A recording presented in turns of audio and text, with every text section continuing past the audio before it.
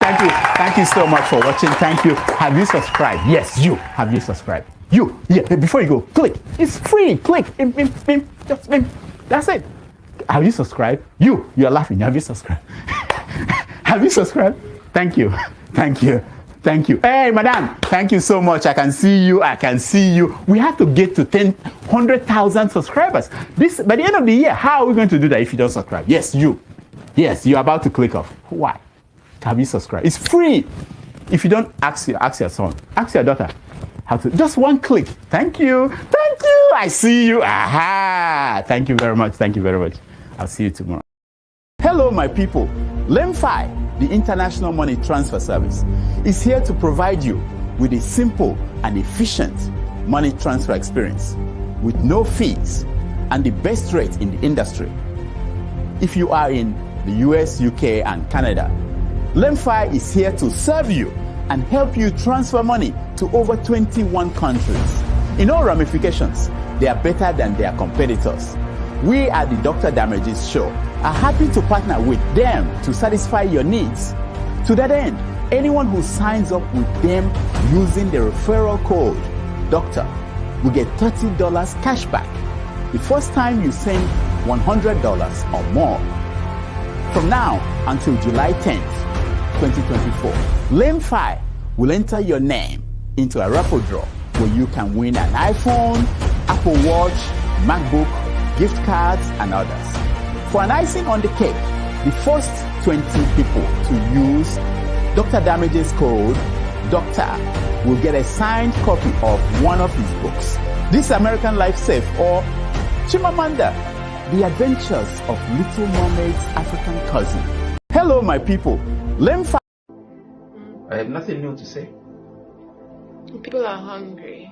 Let them die. It's their fault. Yeah, I'm supporting Tinubu 100%. You're supporting Tinubu 100% to deal with Nigerians. Chief. People like you. So that when next election comes, I will now see whether when people bring money, you will vote for them or you will do your conscience.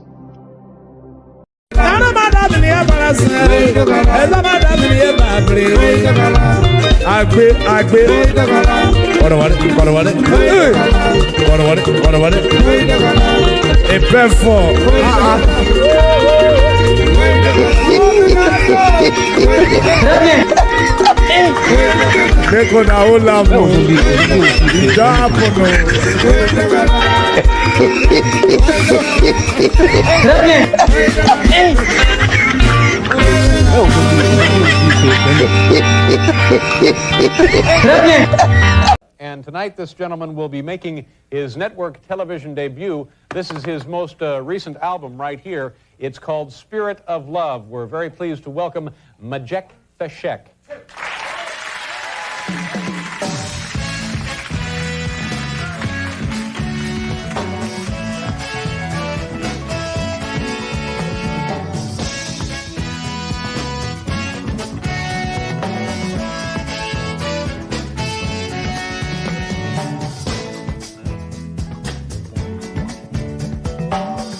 Arise from your sleep, Africa.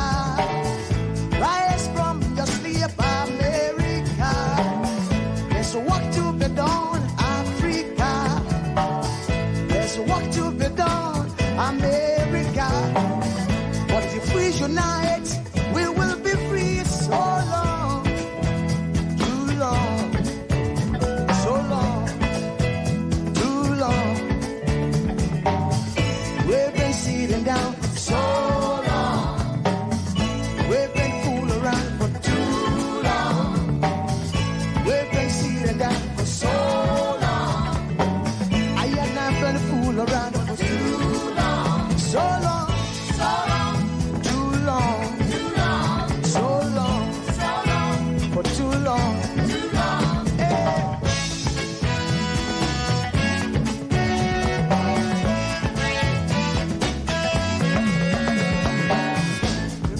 Remember, long time ago, when we used to live like prince and princess.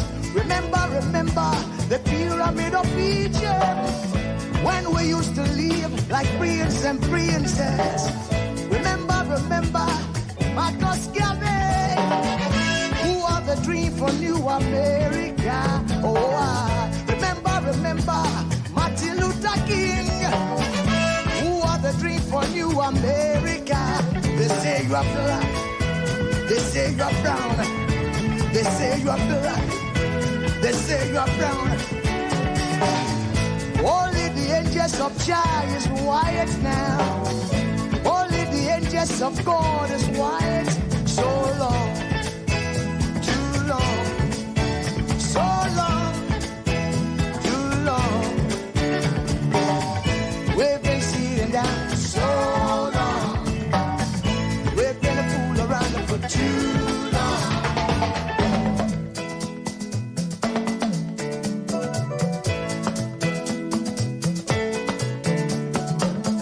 Arise from your sleep, Africa. Arise from your sleep, America. There's work to be done, Africa. So much work to be done, America. But if we unite, hey, we will be free so long, too long, so long, too long. Press it down for so long.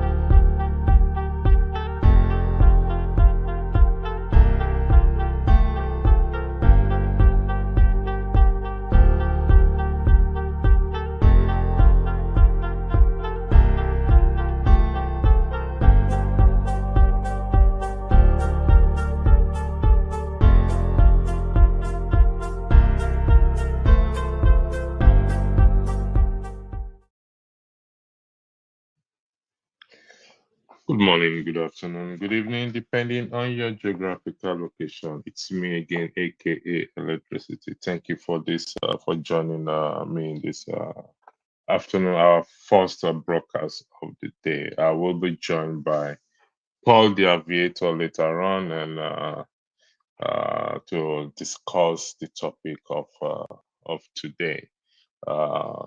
Before then, I'm going to, you can see what is highlighted on the screen there. I'm going to show it again in the course of this broadcast coming up later tonight at 9 p.m. New York time and 2 a.m. Nigerian, New York, United Kingdom time. Is our very own ladies in the house. Most of you know them very well. It's Tokwe, who is also a great a donor on this platform, and Adama. They will be here later tonight as hosts to discuss why marriages of Nigerian couples will relocate abroad lead to divorce in just few years. They'll be joined by a lot of some of their community, those in the back, they call it community in the comment section as well. So it's going to be a live broadcast, and please come one, come all to encourage them and to discuss this issue. Again, 9 p.m. New York time, 2 a.m. Nigerian time. It's part of the broadcast coming up later on. Tokwe and Adama will be here to discuss the subject, the topic, why marriages of Nigerian couples who relocate abroad lead to divorce in just a few years. Again, I'm going to highlight it later on in the course of the broadcast. So I'm going to play a video here while we'll another video, which is the topic of this afternoon. Thank you, and enjoy, please.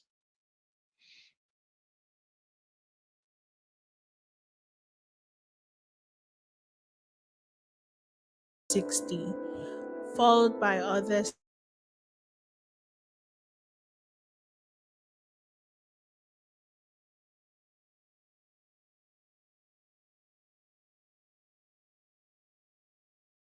reach its shores in pursuit of the American dream. Just as the transformative change after South Carolina seceded from the Union in 1860, followed by other states, the United States underwent a transformative change after South Carolina seceded from the Union in 1860, followed by other states, leading to the Civil War in 1861. Yet, despite this tumultuous past, America continues to thrive, and many still aspire to reach its shores in pursuit of the American dream. Just as the sun has consistently shone, Nigeria's union has been subject of contention since its formation in 1914, when the northern and southern protectorates were united into a single entity. Despite numerous attempts to address the issues, the divisions have only grown wider. Is it time to overhaul our system and focus on good governance to create a more united and prosperous nation? Or is it time to separate? By advocating for a system based on the desire for good governance rather than ethnicity, we can move towards a brighter future, recognizing that there is a time for everything, including birth, death, war, and peace. We have the opportunity to reshape our nation's destiny. Join us for a thought-provoking and hopeful conversation as we explore this topic on various social media platforms. Let's work together to build a better future for all. The United States underwent a transformative change after South Carolina seceded from the Union in 1860, followed by other states, leading to the Civil War in 1861. Yet, despite this tumult, Thank you again for joining. And the topic again is the existence of separatist movement Nigerian problem, or is it the case that we need more separatists in Nigeria with the hope that those who are clamoring for or asking for one Nigeria will sit up and will fix the country? I repeat again for the record. Is the existence of separatist movement Nigeria's problem, or is it the case that we need more separatists? Active one, I repeat, active one to shake the foundation, or that will shake the foundation of the country called Nigeria, with the hope that the present government will sit up and act accordingly. We'll also be talking about our diversity and looking at how this also will be able, can help us to achieve the desired dream that we have. We see the country every day, what is going on, and it is heartbreaking. And that's one of the reasons we come here every day to talk about this. Not just to talk about this, but to see how. Thank you, Tokwe, for your question there. You asked, what is fourth separatist movement? For example, the IPOB are described or known as what separatist movement. The Arewa and the Odudu are seeking for secession to separate from the Union. That is what is separatist movement are. There are, if you look at the description, about 20 something plus in the United States on its own, but they are silent. Why are they silent? Because the country is what is working. The moment America starts to fail, you will see them bringing up rising up from their respective corner. Look at the January 6th issue that happened in the United States. We have cases of IPOB in Nigeria, the Nnamdi Kanu. Why did he fail? These are the issues also we will look at. Do we need more of them? I repeat again, do we need more separatists to push, or that we push forward for a change in the country? Like the video I played, is it the case that we need to separate? Will it help? And why again the attempt made previously always fail? Is their modus operandi wrong? And as such, they need to go back and think about it. And they said, no retreat, no surrender. But sometimes you have to retreat and what? And do another study. Then you go back and fight the war. Is the existence of separatist movements Nigeria's problem? Or is it the case that what?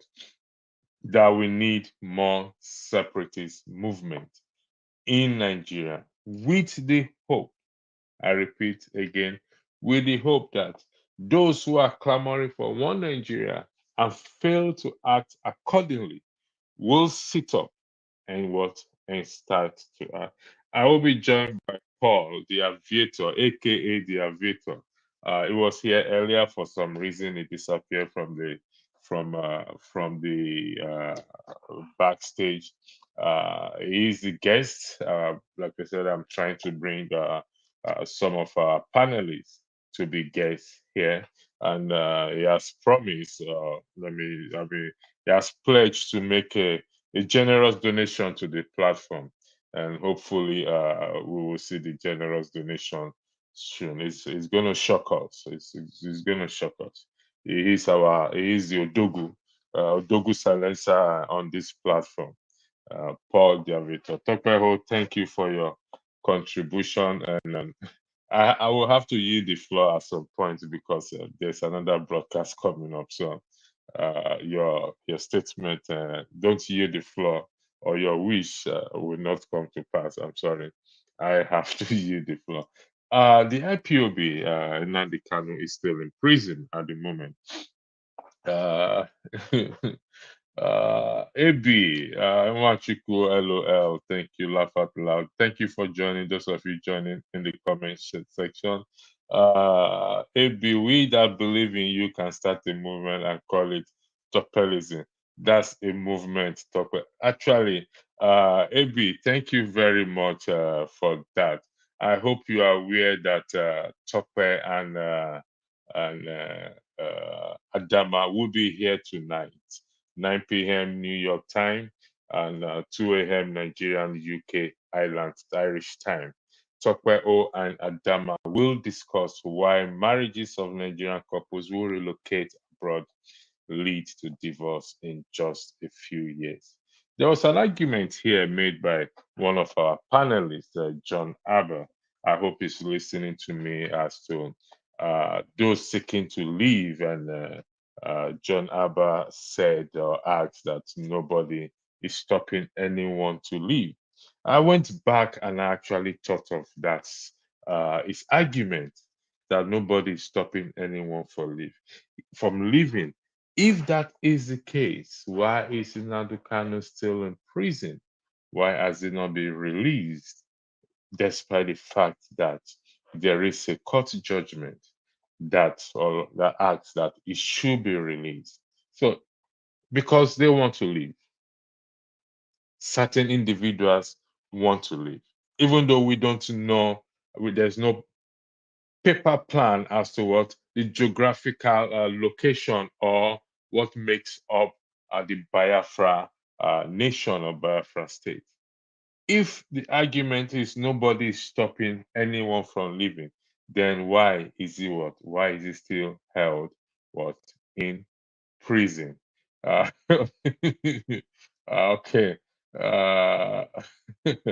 Talk about the issue is that the government will always siphon every movement and term them as terrorists just to shut them down. Well, listen, that is the position of the government. Any government will do that. Okay. But should that stop separatist movement for pushing for a change or pushing for their own entity or a nation? Okay. The IPOB, I don't know if the government would term them as what, as terrorists, but I don't think so. And if they do, they must have evidence to that to suggest that what, that they are terrorists. But is the existence of separatist movement in Nigerian problem? That's the question. Or is it the case that we need more separatist movement to push, to rise up, I beg your pardon, with the hope that those who are clamoring for one Nigeria and are not acting accordingly will sit up? Because you see the way the country is going every day. I know the people, we the people need to rise up. Okay, I saw a flyer of a protest from August 1st to August 10th taking place all over Nigeria. How authentic that flyer is, how authentic that protest is, I really don't know. But it's a flyer I saw on my WhatsApp this morning or yesterday. Came into my WhatsApp yesterday. According to AB, the two witches, Kilode, well, talk where you can see what how AB is describing you and Adama in respect to the program. Talk where AB. Tokwe says she's coming for you tonight. We will fly to the UK. Ajemiji Abi. They are the hosts this evening. Abi, let me just give you a heads up. Tokwe and Adama are the hosts this evening. So they will block you, they will ban you, they will banish you on earth and in heaven. So please be conscious of what you say right now. So I'm just giving you heads up. I am just giving you heads up in advance, baby. So please, I'm just telling you that someone is asking, please, where is Aisha Yusuf? I think Aisha Yusuf is in Nigeria. I don't know. Did anything happen to her? I think she's okay. Really? Nobody's talking about Aisha Yusufu disappearance. I don't know. I've not heard any news in that regard. Who is this Preston Gunye? Is part of the topic we're going to talk about today. Aisha Yusufu is, I think she is, in my opinion, she never, not this, not her word. She is a single separatist movement on her own. And you saw while the national and the new national anthem was played, she sat down in protest to it. And I don't know, has she disappeared? Please, I have to probably have to check a YouTube channel to know the last time she made upload a video. So I don't know. Preston is not making this. This story is not making a wave on the news or the Nigerian news. So I don't know where this is coming from. If you can clarify further, I would really appreciate it. Uh, Aisha Yusufu has been missing online after she said someone threatened her. It could be that she took she decided to take a step back from uh, broadcasting, given to the threat made to her. I don't know. Like I said, it's a good information you are bringing up, but this needs to be verified to be sure that it is true that she's missing, or she just decided to take a back seat for now.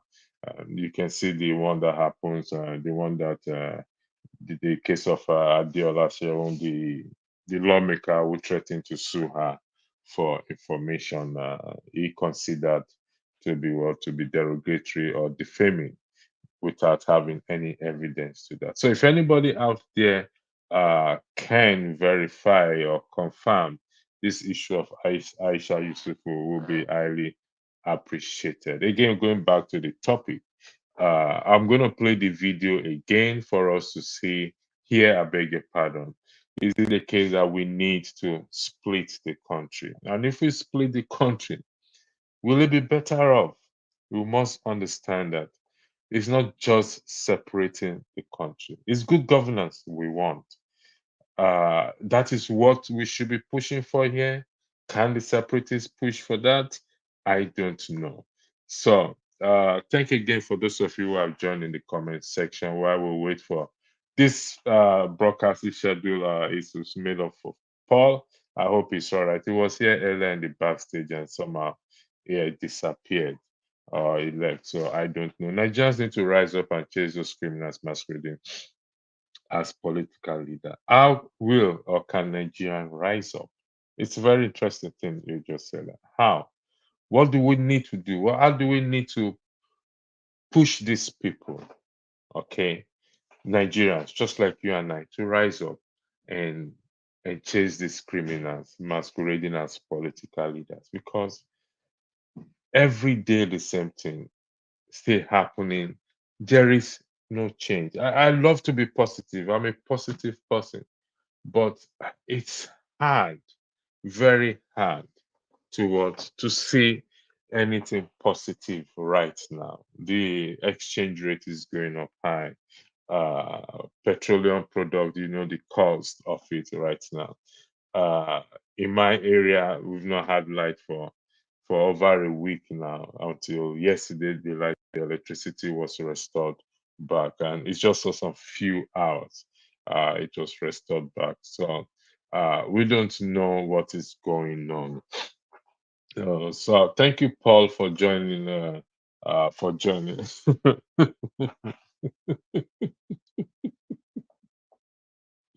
uh, uh, I hope we are safe with this your dressing this afternoon, Paul.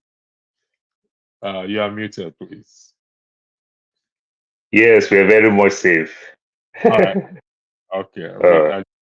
I just need to clarify that for the audience watching before they all start to take shelter with the way you're dressing. Thank you again for joining this broadcast. You are the guest you requested for this with the pledge to donate $1 million to Dr. Rudolph platform. I stand to be corrected if I'm wrong with the figure I quoted, please, just to have it on record. So am I wrong with the figure quoted, please? I wish if I have $1 million by now, I'll be in Namibia. That's my dream place.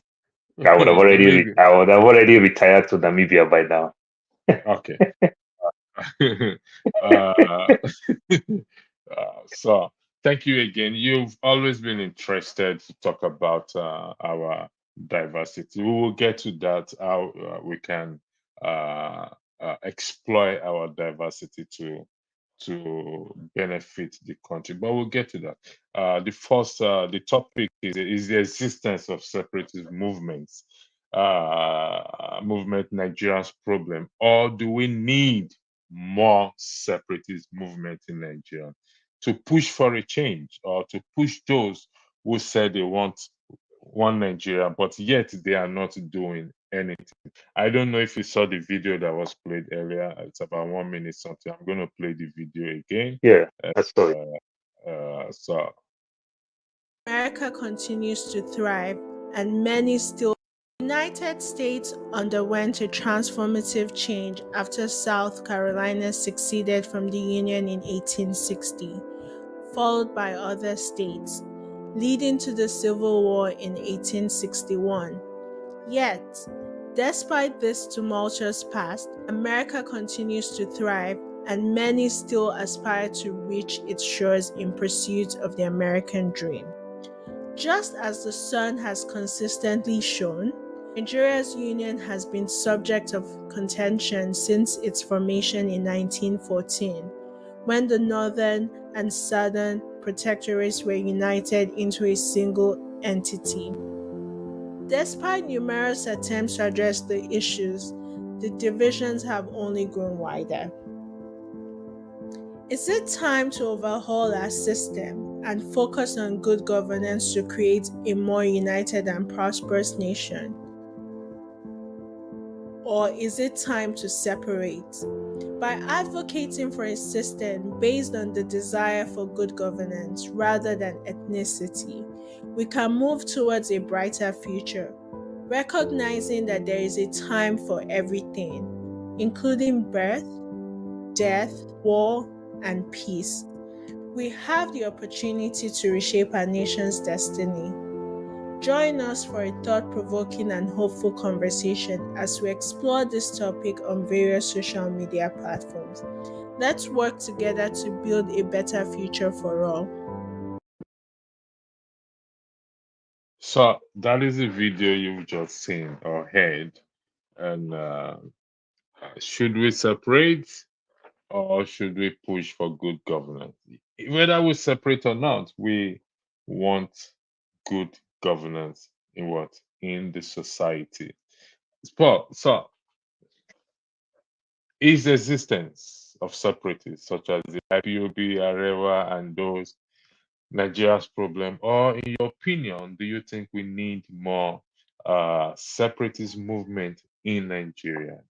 Those of you requesting for the link, I will post the link later on, just give us a bit of time to lay a bit of foundation. Paul is the guest here, and you will come in and put questions to him because sometimes they need to sit in the hot seat to feel the way other people feel. So, Paul, the floor is yours. Thank you. Yeah, thank you, and good morning. So I I really think this separatist movement it's a good thing, but sometimes what is the motive behind it? That is what we must think. If you go back memorially, you look about the French Revolution, you discover that the people who fought for it end up become another dictator.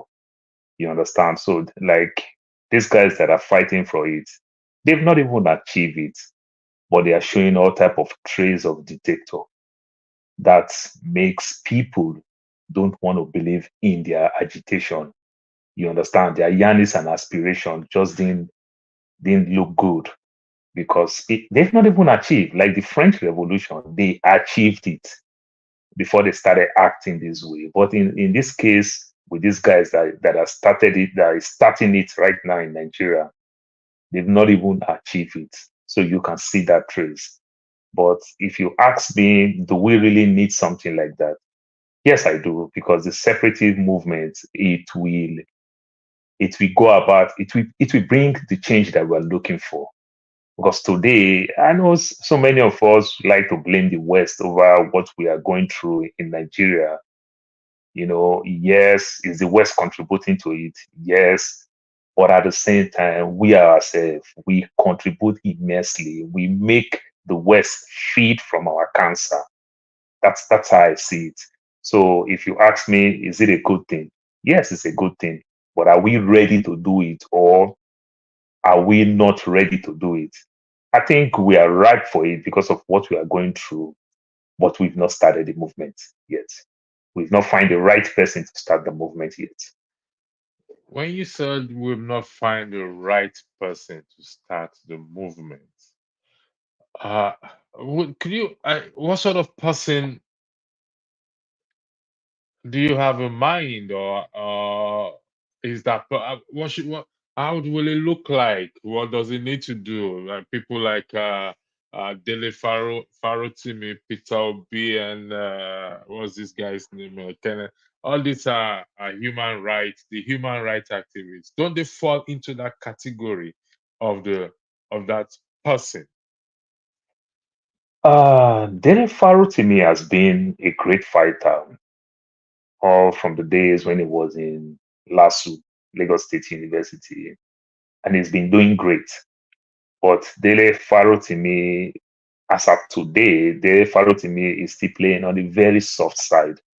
If Dele Farotimi see the country that the country is right for it, I think Dele Farotimi will do much, much. But right now, what Dele Farotimi is doing is what Festus Keyamo will say his father never complained in the living room, but every time he gets to the bedroom, he complained that he's done, he's tired of this country. But when you get to the living room, when he sees people, say, I beg, I don't want to carry Nigerian problem for my head. So Dele Faru to me is just talking on the soft side. He has not started the movement. You understand? So Dele Faru to me is trying to sensitize people.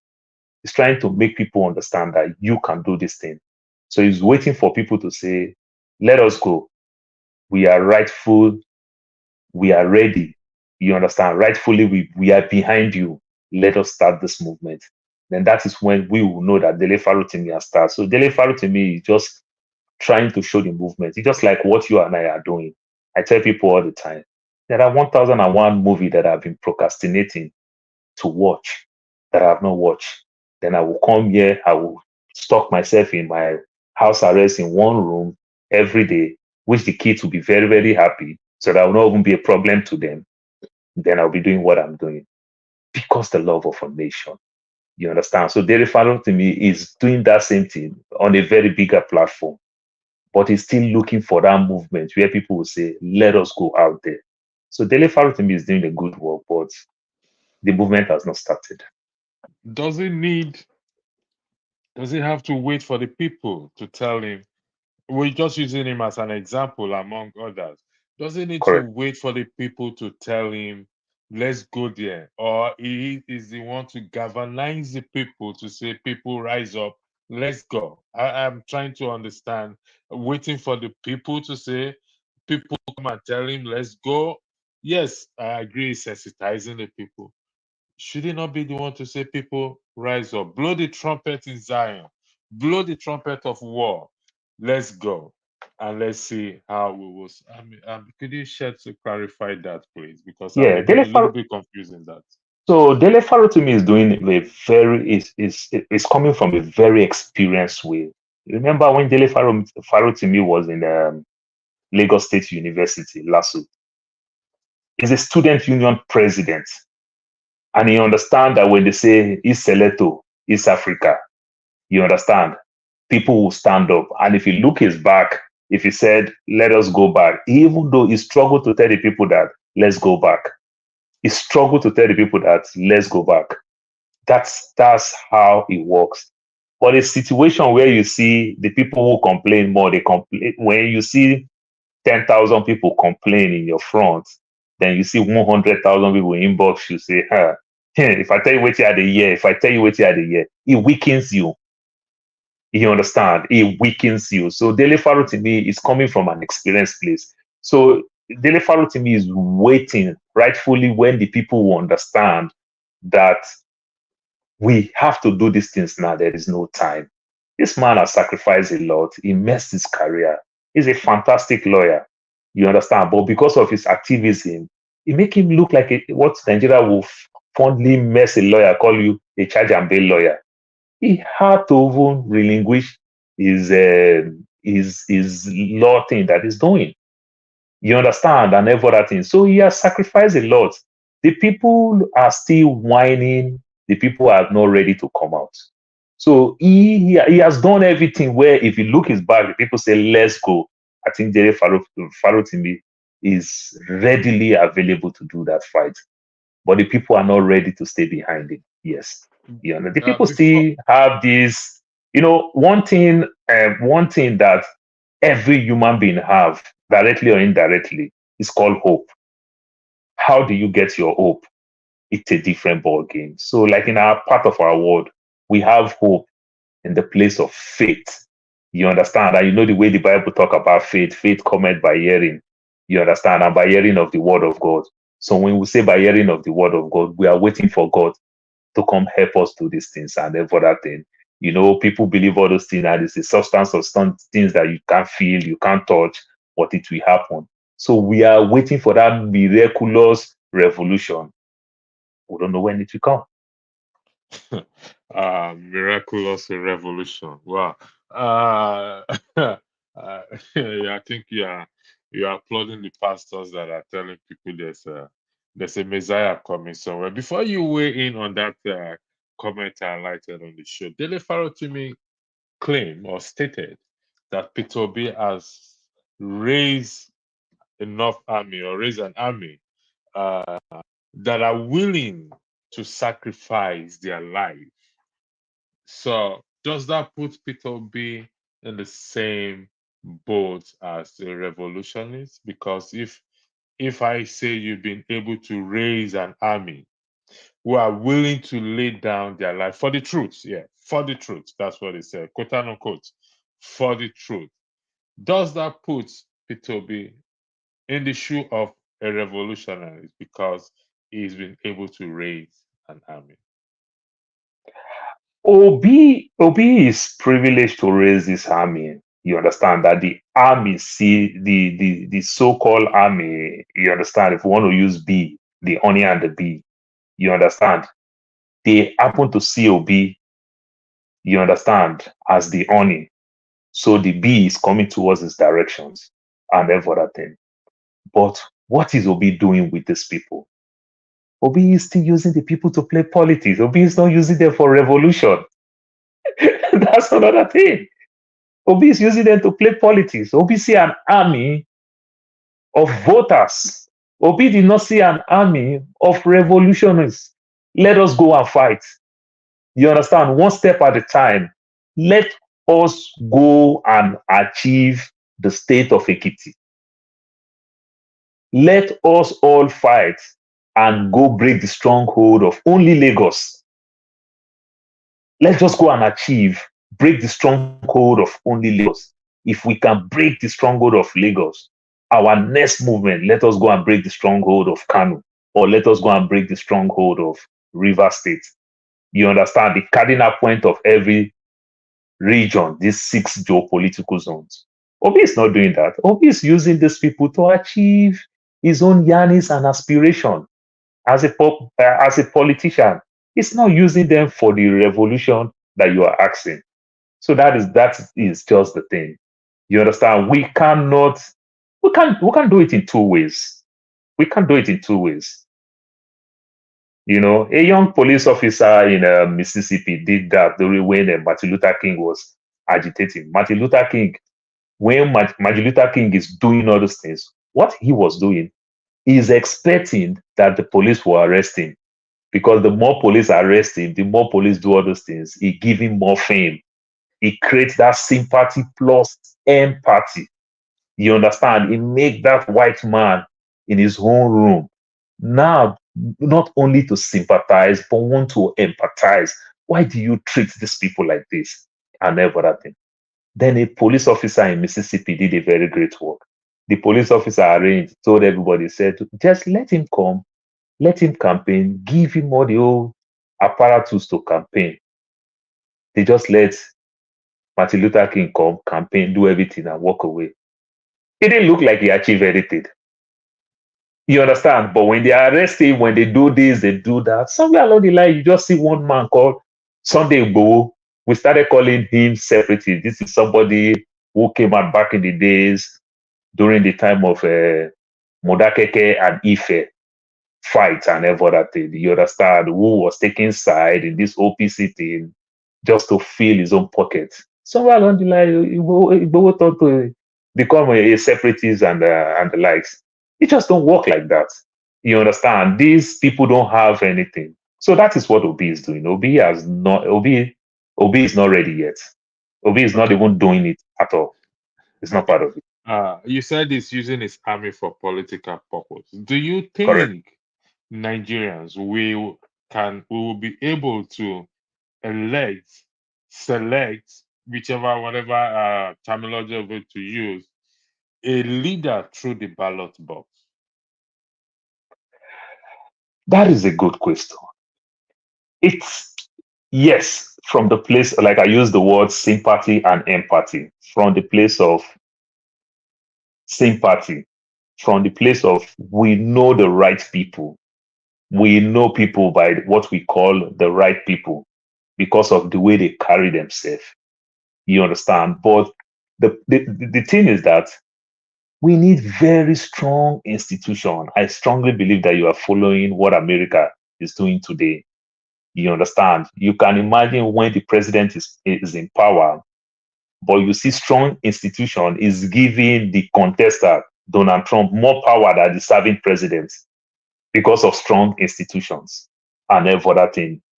Instead of in our own context, Joe Biden is supposed to have all the power. But right there in the US, you see that Donald Trump have more power. Why?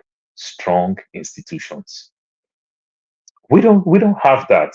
I will tell you one funny thing. Look at Joe Biden. Joe Biden has been in power for 52 years.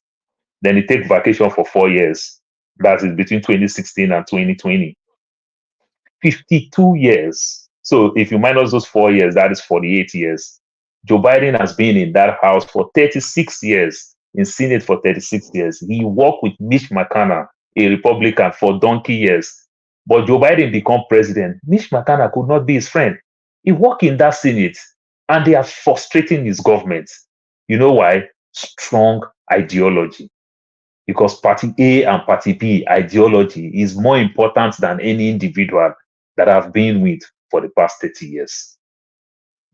Strong institution, you said. I believe you are referring to the INEC, the judiciary, the legislative arm, and other institutions. How do you think we can achieve this strong institution with the way things are going? How can we? I agree with you. We need strong institution. But how can we achieve that strong institution with what is happening in the legislative arm, what is happening in the executive, both federal and state government? How can we achieve this strong institution? How painful it can be, people will call me all type of name when I say these things. It is within them that you can achieve one step at a time. But if somebody is coming from outside, it's going to be very, very tough to break this institution. I talk to the king where I come from. But when I talk to the king one on one, I learn a lot. He agree with me so much. But if I talk to the king with his cabinet, everybody just laugh at me. This boy don't even know what he's talking. Novice, ignorant, and everything. They tell me, go learn language, go learn your culture. They shut me down. They say, go and learn your language, go learn your culture. You don't even know anything. So don't even talk. But when I talk to the king, so we think inside them, when you see Singapore, they call Lee Kuan Yew all type of name. But Lee Kuan Yew did not only put food on the table. Lee Kuan Yew built strong institution. But by building strong institution, Lee Kuan Yew, they call Lee Kuan Yew Stalin. They call Lee Kuan Yew dictator. They call him all type of thing. You understand? Because of his bringing change. And change is never easy. So within these guys, they can achieve one thing and just do it very well. And if they achieve it, we fight to keep that thing. You understand? Every time I see a police officer who parade any thief, you understand? I ask the police officer, why don't you parade it with another police officer that also do the wrong thing at the same time? So that another police officer too is going to learn. Why only parade it that civilian? So these are the things. You understand? So when you bring accountability and transparency, it helps. But within them, it's inside them. One person. Remember, let's tell ourselves the truth. All these guys that go to power, they all have good intention to do well, a good percentage of them. But when they enter there, they can't change the tradition and the culture. Then the system going to consume them. Let me stop you there, because it appears you are contradicting yourself. Correct. First you said the change will come from within. Again, you said those who go in there, they went with good intention, but good percentage. They are good percentage, but they are able to change them when they get in there. That appears to be contradictory. You clarify yourself. However, in the legislative arm, give me one name that you think can rise up or should rise up to push for this change. One name. Yeah, you see how funny it is now, because now I can't even give you one name. But the same me said they have good intention. You understand? Pastor Oyinkro, Andrew, you, from everything that you are doing, you have good intention. if you happen to be one of those honorable, maybe I can't even give your own name. That's why I use my king and his cabinet. When I'm talking to my king, he agree a lot with me. But when I sit with his cabinet, they laugh at me. They say, this one we don't even know culture. Who want to teach us how to rule or govern the people? They just laugh at me. So these are the things. But one strong person will come. I will not even give you the person name. We all will know the person. Just like as you make from your assertion, just like as you talk about Aisha Yesufu, that she's a separatist in her own right. If I get you clear, you said one person will come on, that person has come. I need you to clarify that there is a person. You don't want to name the person. Oh no, not I don't want to name the person. Not I don't want to name the person because the person has not achieved the purpose. That's why. So there is no person, but there are a lot of them that want to do it, but who will cast the first stone? Who will fight this fight that you will take a lot of humiliation?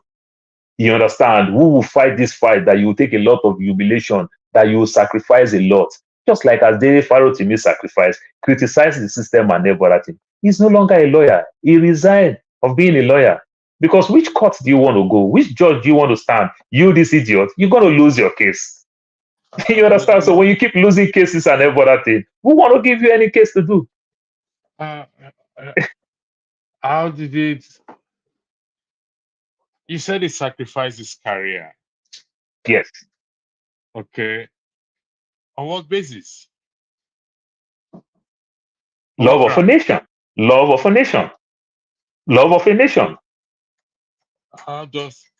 Why will he sacrifice his career for love of a nation? Should it So not be the case that the love of a nation should propel him to continue his career and defend people, defend the innocent, defend the those that were brutalized, defend those who don't have voice in the court of law? So how does that sit that he sacrificed his career for the love of a nation? I don't understand. So Dele Pharaoh to me never stop.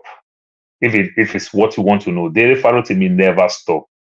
But he stopped being a lawyer. He still advises, he still does everything. You understand? But you understand very well that one of the most corrupt institutions is our judiciary.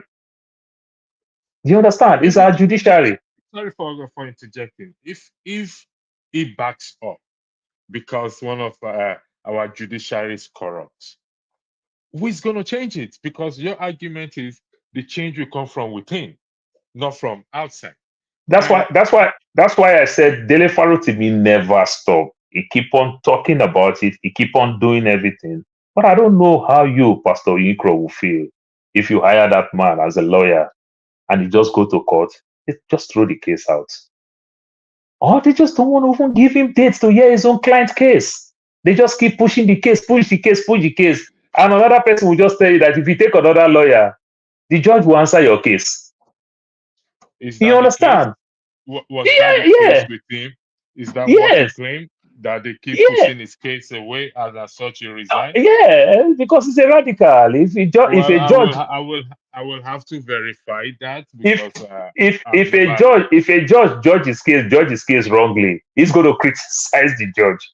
So one of the ways they play, they keep shifting the goalposts. You understand? They keep shifting the goalposts. I have not passed my judgment. Now, if another person tells you if you want to get a hearing on this case, just take another lawyer. You're going to get a hearing for your case. And you did that, Yapo. He knows. He knows. We have a very barbaric system. That is, in my own opinion, that is the reason why he shouldn't wait for the people before he blows the trumpet of that separatist movement. He should rise up and say, people, let us go for this. That is what I'm going to say. And Pastor Yukro, remember it's a very thin line. Of what? Between a revolutionary and a dictator, or sorry, how do they call Nnamdi Kanu? They call you all type of state. You understand? I forget the English. I'm trying to find the right word to use. You understand? Before they will give you name that you are obstructing the system. How many They call names you they've given? I've been given names on this platform. Headmaster.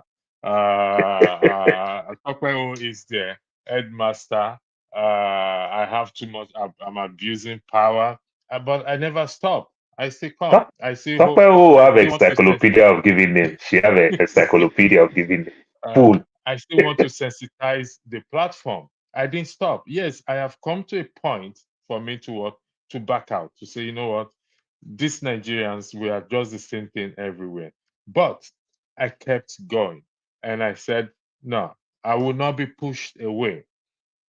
So why is he allowing himself to be pushed away? That is my So just point. like I said, you don't want to agree. You think he should stand on one place, and it's only that place that he can achieve what he is doing. He just don't work Not like that. He write books. He keep coming out. He keep telling people. He keep doing everything. It's another way, you understand, to expose the system. It's another way to challenge the system and every other thing, which is doing very, right. very well. But you know the big, the biggest problem we are having. People don't understand how strongly the fourth arm of the government, which is the media, and the media, they call it another fondly name. They say the watchdog. You understand? The media is the fourth arm of the government, and the media is not anywhere in the government. That's why they don't call it part of the government. They don't get paid. They don't get anything. How important the media can be. I will tell you another funny thing. Just imagine every day that you see in the media, what do you see in Arise, channels, AIT, NTA? They keep, Disappointment.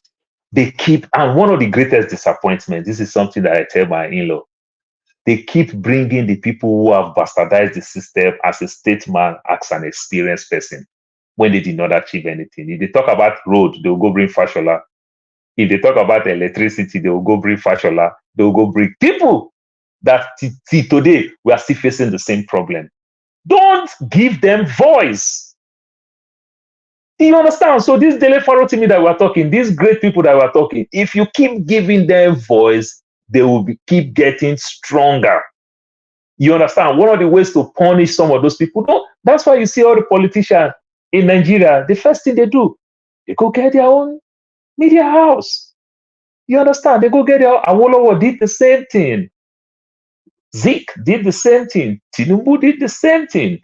Maybe somewhere along the line, you will see Peter Obi will somewhere along the line create one and every other thing. So you just say all these things because you understand the importance of the media. So we give Uh, people voice. We spend quality time discussing people that we don't need to discuss. If we don't even discuss them, we make them just die natural death. uh, Don't give them thank you. voice. Thank you. Yeah, I can agree with you in terms of the media, and this platform is pushing to have a voice back in Nigeria, to have a place back in Nigeria. There are underground work going on, so that people can hear this message, Nigerians, with the hope that it's going to uh, sensitize them. I will take some comments here before we go ahead. For those of you joining in the comment section, uh, here this person says separation will make us even weaker as a nation. I don't know about that. Only patriotic people can carry out a revolution. How many Nigerians are patriotic? So, is Dele Faro to be patriotic? He's very much patriotic. Okay, let's hope. I have personally my opinion. I have my doubts in that regard. So we will leave that for now. D Daniel TSB said, "We all know Nigeria is not working. We all know the right things to do, but we are a culturally greedy, over materialistic people and fake religious people." uh, Someone said, I always criticize others. Why don't you go to Nigeria and lead the revolution? Okay. Well, there are people around me here raising their hands, saying that they've said the same thing. My daughter saying that. My daughter saying, "Yeah, go to Nigeria." And when I pack my bag, and say I'm leaving now, they'll be the one first crying. Why you get you live in London? Electricity. Sometimes people don't understand that some of us actually go to Nigeria. I just came back from Nigeria like a month and 2 weeks or thereabouts. I went to Nigeria. When I was going to Nigeria, I went with a friend of mine. I tell you, after everything he said, he will never, ever, ever travel with me. That airport, I work in that airport. You understand? I work in that airport. I still save my badge. We have what is called ODC, on duty card, that you get from the state service. You understand? And this badge have different colors. There are sensitive places that you cannot go. There are places that you can go. You see those guys in the ticket and everything. There are places they can't even see while they are working in the airport. You understand? So I have the highest badge. I carry a blue badge where I can access anywhere in the airport because of the nature of my job. But I can use that to cut a deal, to talk to people that I work here. But another way around, it will even work against me. They might ask me money. A guy, don't be a guy. My friend refused because I said, me, I don't give anybody money. As I'm going to Nigeria, I bring my naira just to get a cart to carry my bag. I don't give anybody money. I fight all my way. So sometimes some people don't understand what we are doing, even when it's easy for me. I fight all my way. When I was coming back, I went to Nigeria with an expired Nigerian passport. And I came back to America with the same expired Nigerian passport. The immigration hold me. I created a scene, I made trouble, and I left. 1 naira, I still did not give. So sometimes people don't really know what we are fighting for when we're doing some of these things that we're doing, And I didn't do it because of I prepare myself to go make trouble, but because of it at the same time, I still know my right. Like I said, when I travel, I'll go see my king, I see people, I still go to vendor stand, go talk, go argue, and everything. And of course, if you even look my face, my face really look like somebody who can buy newspaper for 300 naira. So which means I'll stay the Free Readers Association. We will talk, we will laugh, we will argue, and everything. People don't understand that this is also contribution in your own right. We do all these things. We live in our own comfort, like the Nigerian people will tell us. And we are discussing Nigeria every day. When there are 1001 movie for us to watch, there are places for us to go. There are parties everywhere that we can go eat free food, good Nigerian food for free. People don't understand that Nigerian food can be expensive in this part of the world. And we'll leave all those things. We'll stay here, we'll talk politics, we'll talk the greater good of our country. We are fighting, we are doing our own in our own little right. Yeah, I agree with you in terms of the going to the airport. I remember the last time I went home and I told myself, you know what? I have let me clarify. Kulata, no, I never said P2B. I never called P2B a civil rights activities. What I said was that Dele Farotimi stated that he has been able to raise army that are willing to lay their life for the truth. So why did he not use those army to start his own separatist movement? So I hope that provide clarity. Yes, for those of us in diaspora going home, I think we should take responsibility and blame. When I got to the airport, I told myself, you know what? No easy way again. That is the way I'm going to go. I'm not going to bribe anybody or not because I have everything. I carried my normal 23 kg. Going, you have to carry 23 kg. You don't have a choice. If you want more than 23 kg, you pay for it. You don't even think that you are going to bribe anybody. It doesn't cross your mind that when you get to the airport. But when we're coming back, we are willing, we are prepared to bribe our way for them to carry more than 23 kg.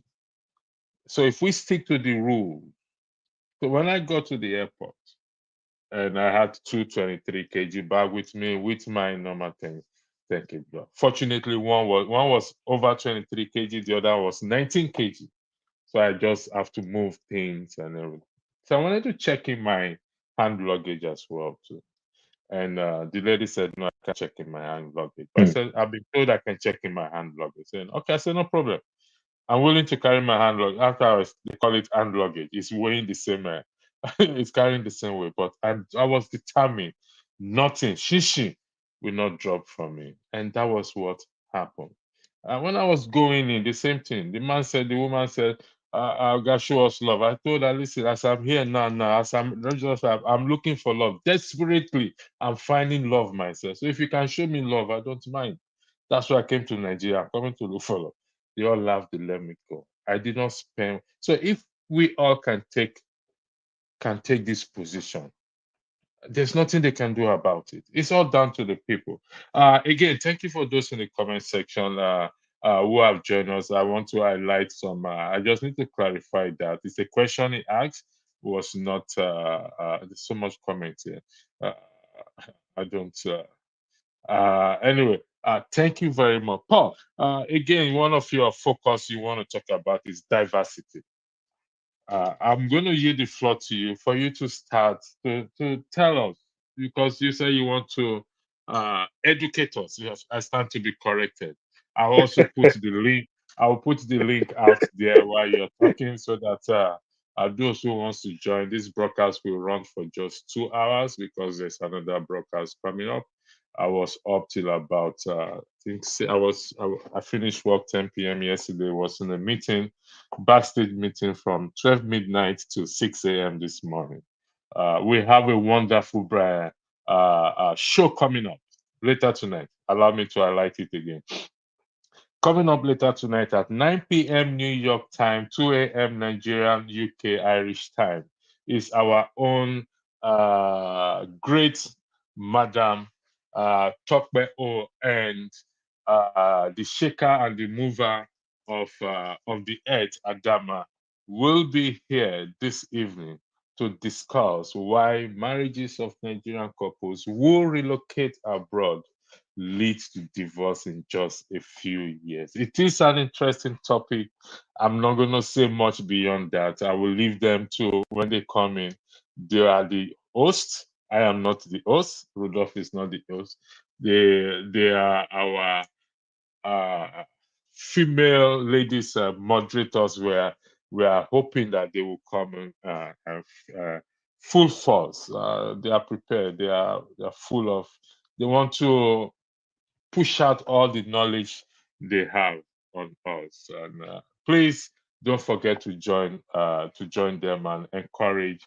It's an interesting topic. It's something, an issue that is like a plague right now within Africa Nigerian community. Thank you, Paul. I yield the floor back to you. Thank you very much.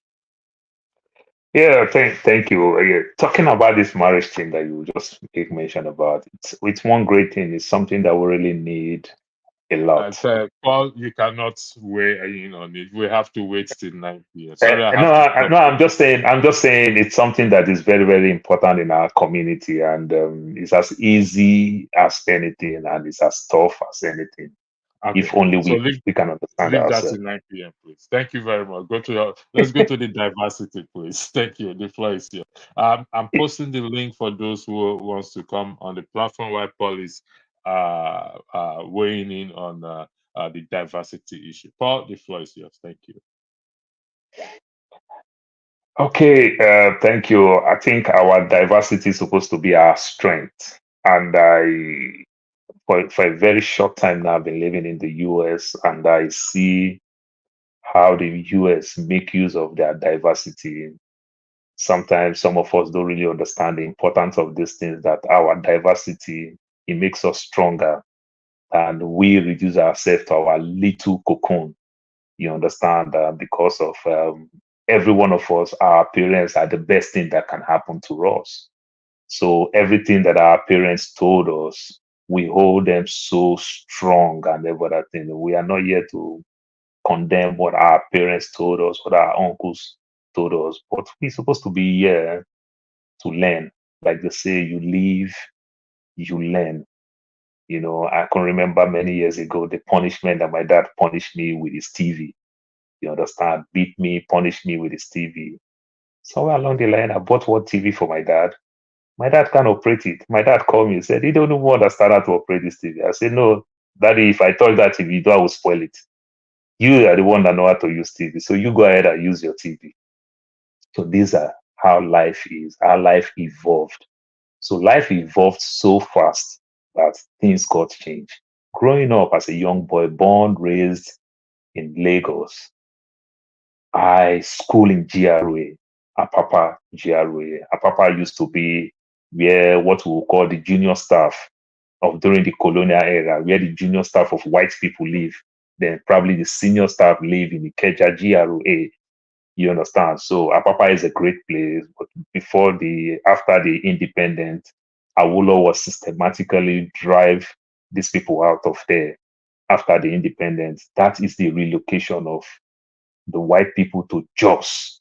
That's how you see back in the days, you hear that, oh, a lot of white people live in Jos. These are people who moved out from Apapa, they moved to Jos, and Awolowo was doing it probably for a good purpose, the way these people did to us and every other thing.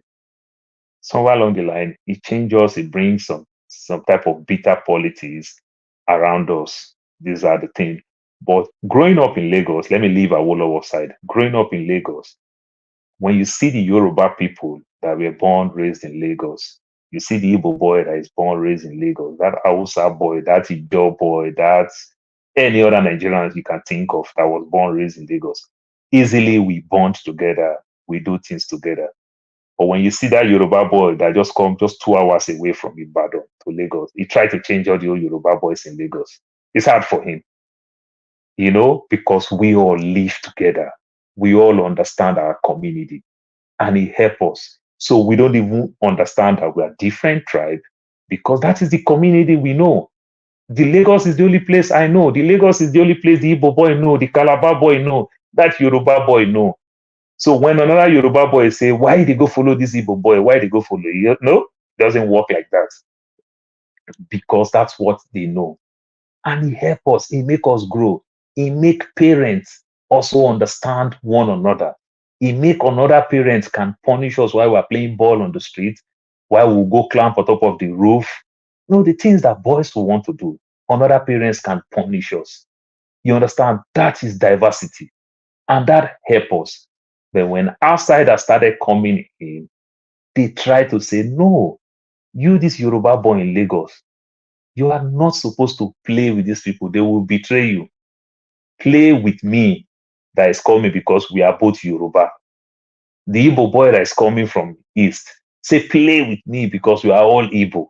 You are not supposed to play with these people. The Calabar boy, the Robo boy, play with me. So it just is messing us. But if we can grow up the way we grow up in our little community and understand and spread it, it will grow the country. It will grow the people.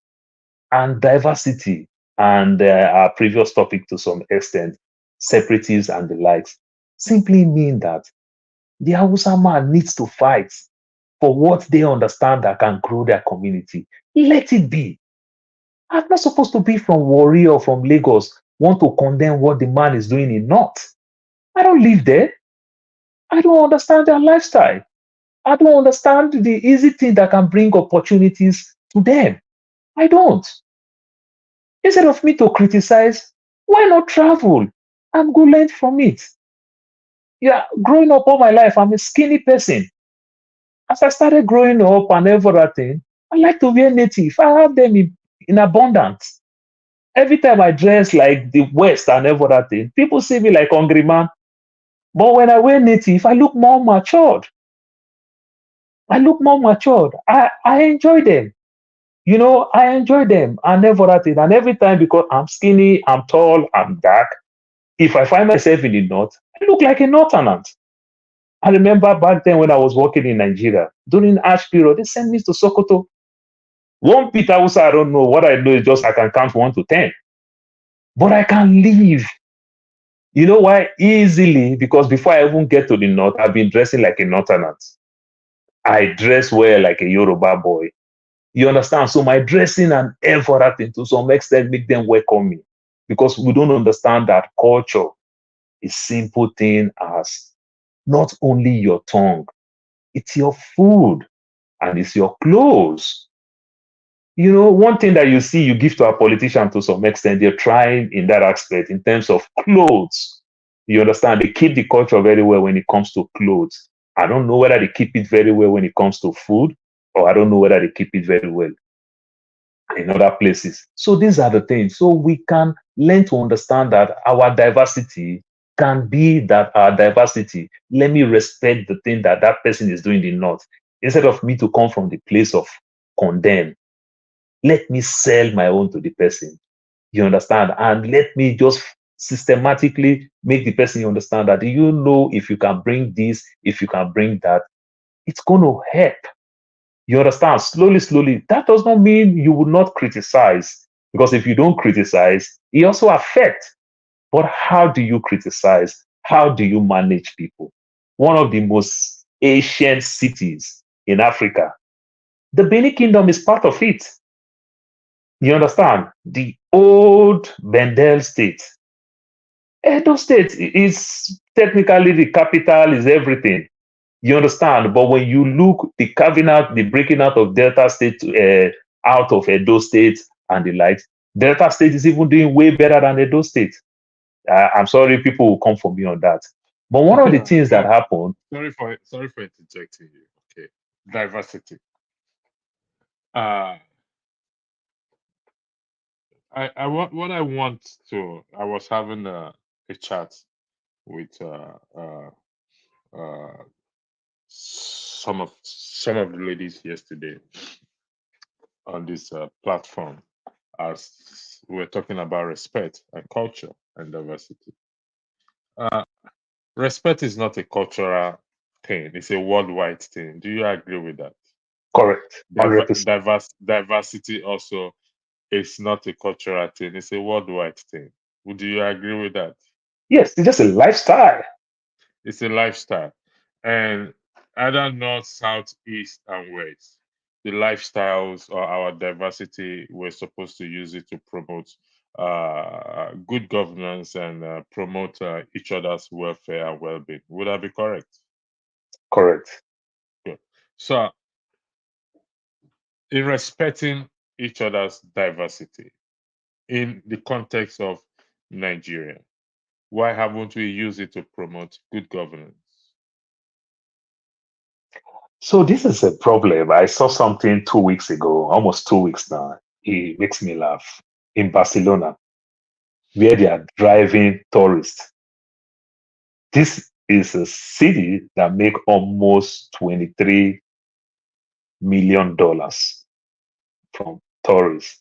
But the people started complaining that it makes rent go up, things go get expensive, and they get tired. Before we weigh in on that, I need to highlight something for you to clarify from Kulata, please. Can you disregard the word "that's a lie"? We won't. I don't think that is an appropriate word to use. I'm I'm replacing that word with "that's incorrect." Okay.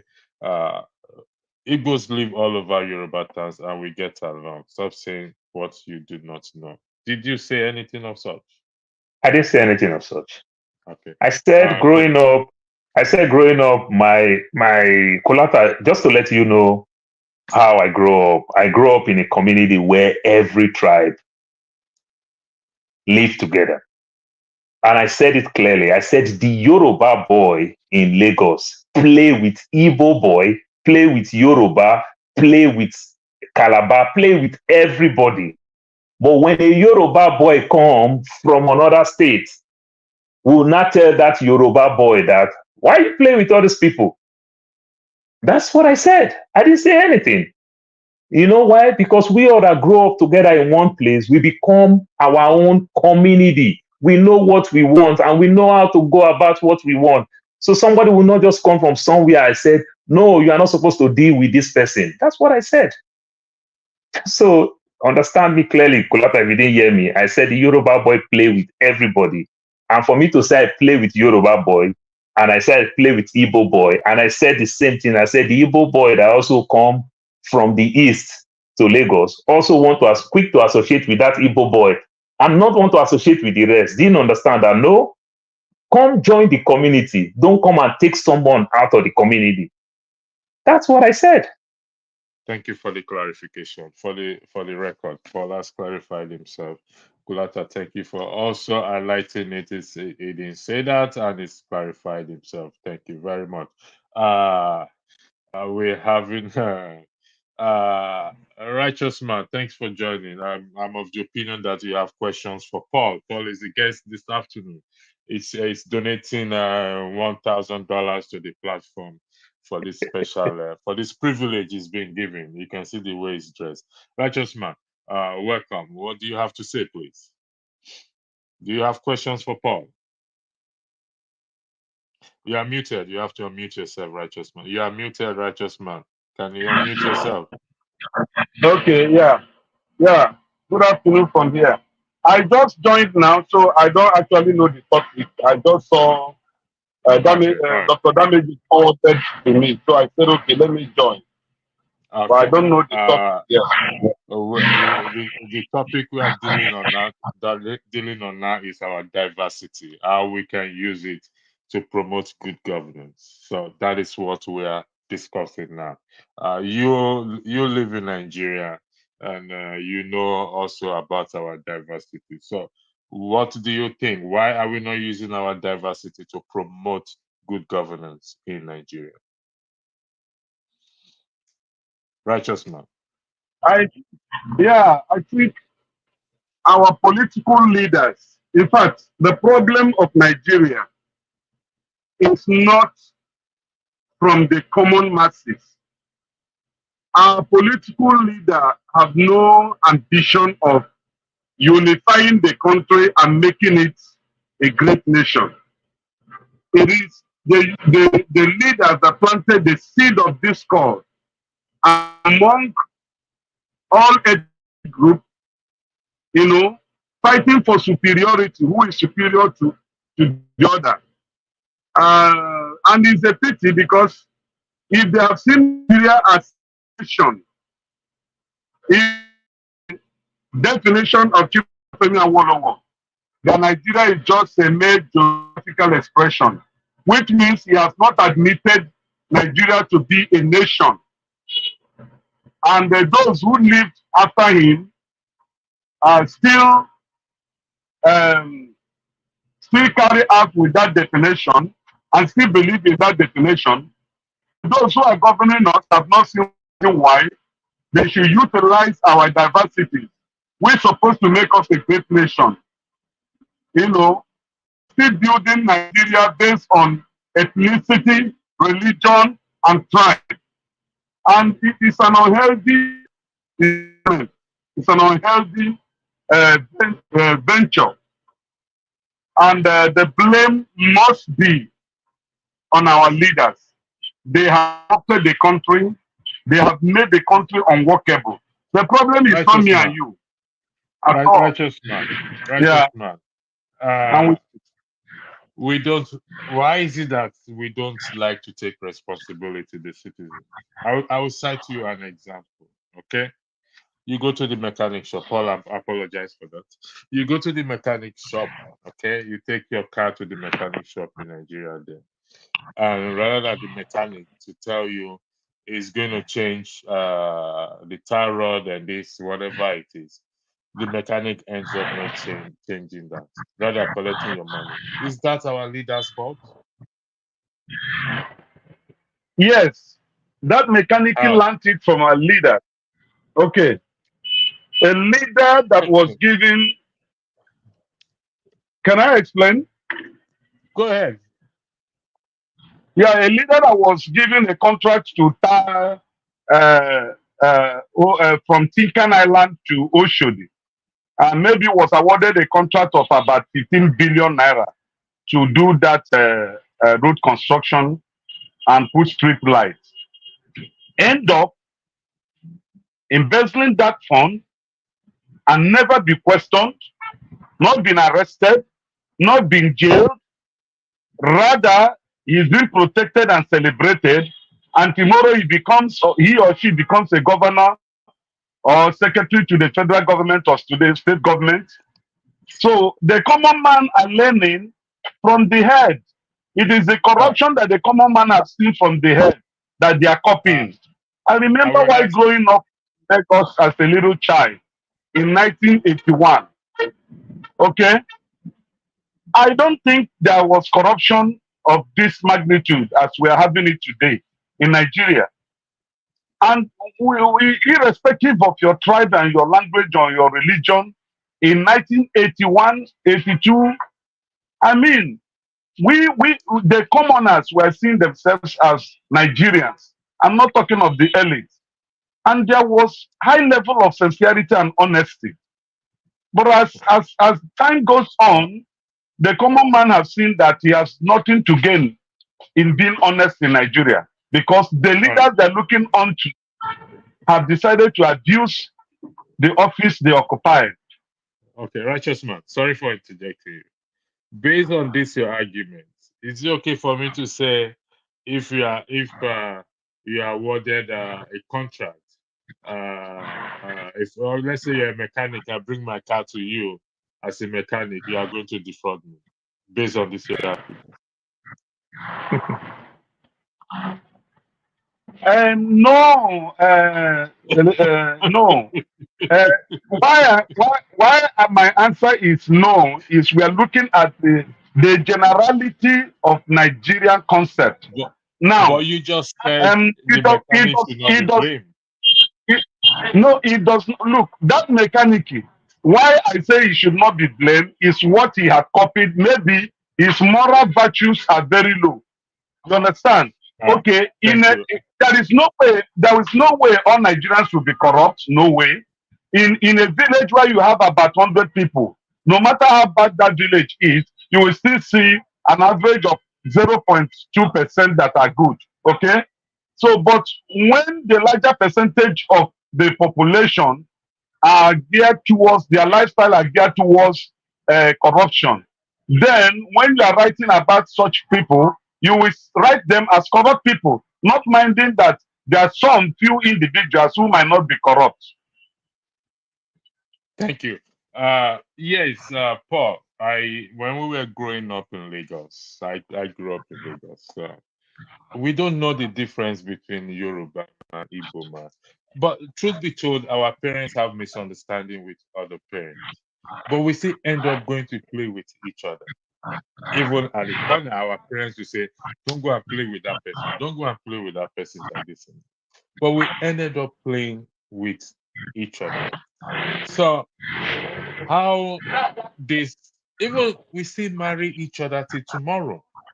My question is, why can't we use the same mentality or ideology to promote the good of the nation, and we become so tribalistic? Why, Paul? Yeah, it's so funny the way things is going, because another strong body now add to it, religion. Because our religion now started, how do I call it now? Our religion started diversifying. Like you see back then growing up, when they talk about Christianity, then growing up, it's all about Catholic. You understand? Catholic is so big, then other so-called Pentecostal follows. You understand? And Catholic is just one big umbrella that everybody sees. But when Pentecostal come, we started seeing 3-bedroom flats turn to church, 2-store turn to church, and everything. The more these things keep coming and everything, it makes the same thing, the whole thing. Islam, the same thing happened in Islam. So the tune of Islam started doing night vigil, something that never happened growing up.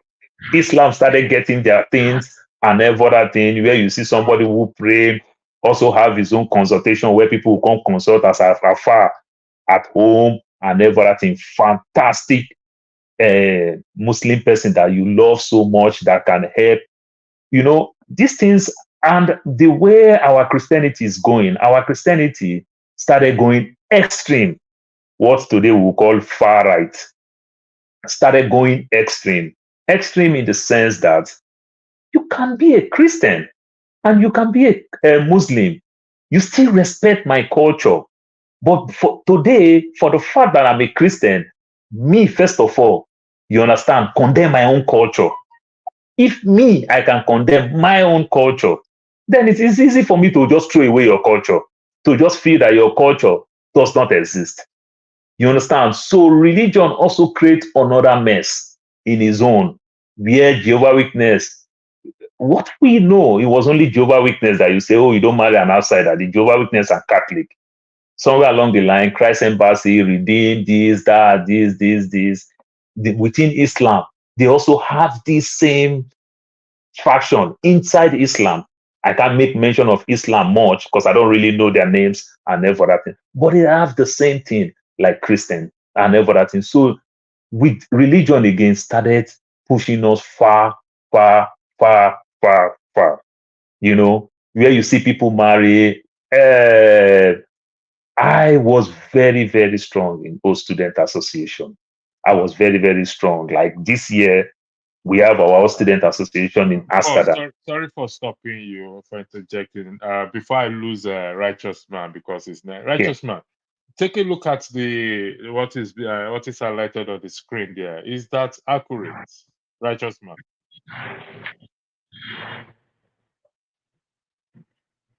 Righteous Man, can you hear me? Tomato price. Tomato Yeah. price has crashed from 18K to 9K. Nobody's praising Tinubu now. Is that true? It's 100% lie. I'm very close to where they sell tomatoes. Maybe just give me 10 minutes because I'm in a car wash right now. Maybe in 15 minutes or 20 minutes time, I will be through. I will drive down to where they are selling tomatoes. Then I will price it, you will hear it. Yeah, Okay, so please it's a fallacy, a lie, capital one.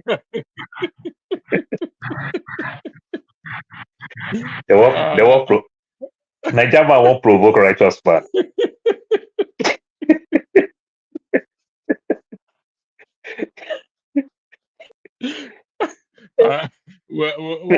Why we wait for Righteous Man to Failing to understand that Righteous Man is the market analysis. He's the one that do analysis. Yeah. Remember those days growing up in Lagos when they do analysis, Teju show market, they'll tell you Teju show market, they'll tell you Dumota, they'll tell you Lagos, they tell you different markets. We watch all these things on TV on Saturday morning and Sunday morning. You know, all those type of these are Righteous Man is good when it comes to that aspect. Thank So you. Sorry so what I again. was saying, Sorry about that. For the purpose of those who are just joining us, I would like to play this video again before Paul continues, and our market investigator, who is going to comes back to us. Underwent a transformative change after South Carolina seceded from the United States underwent a transformative change after South Carolina seceded from the Union in 1860, followed by other states, leading to the Civil War in 1861. Yet, despite this tumultuous past, America continues to thrive, and many still aspire to reach its shores in pursuit of the American dream. Just as the sun has consistently shone, Nigeria's union has been subject of contention since its formation in 1914, when the northern and southern protectorates were united into a single entity. Despite numerous attempts to address the issues, the divisions have only grown wider. Is it time to overhaul our system and focus on good governance to create a more united and prosperous nation? Or is it time to separate?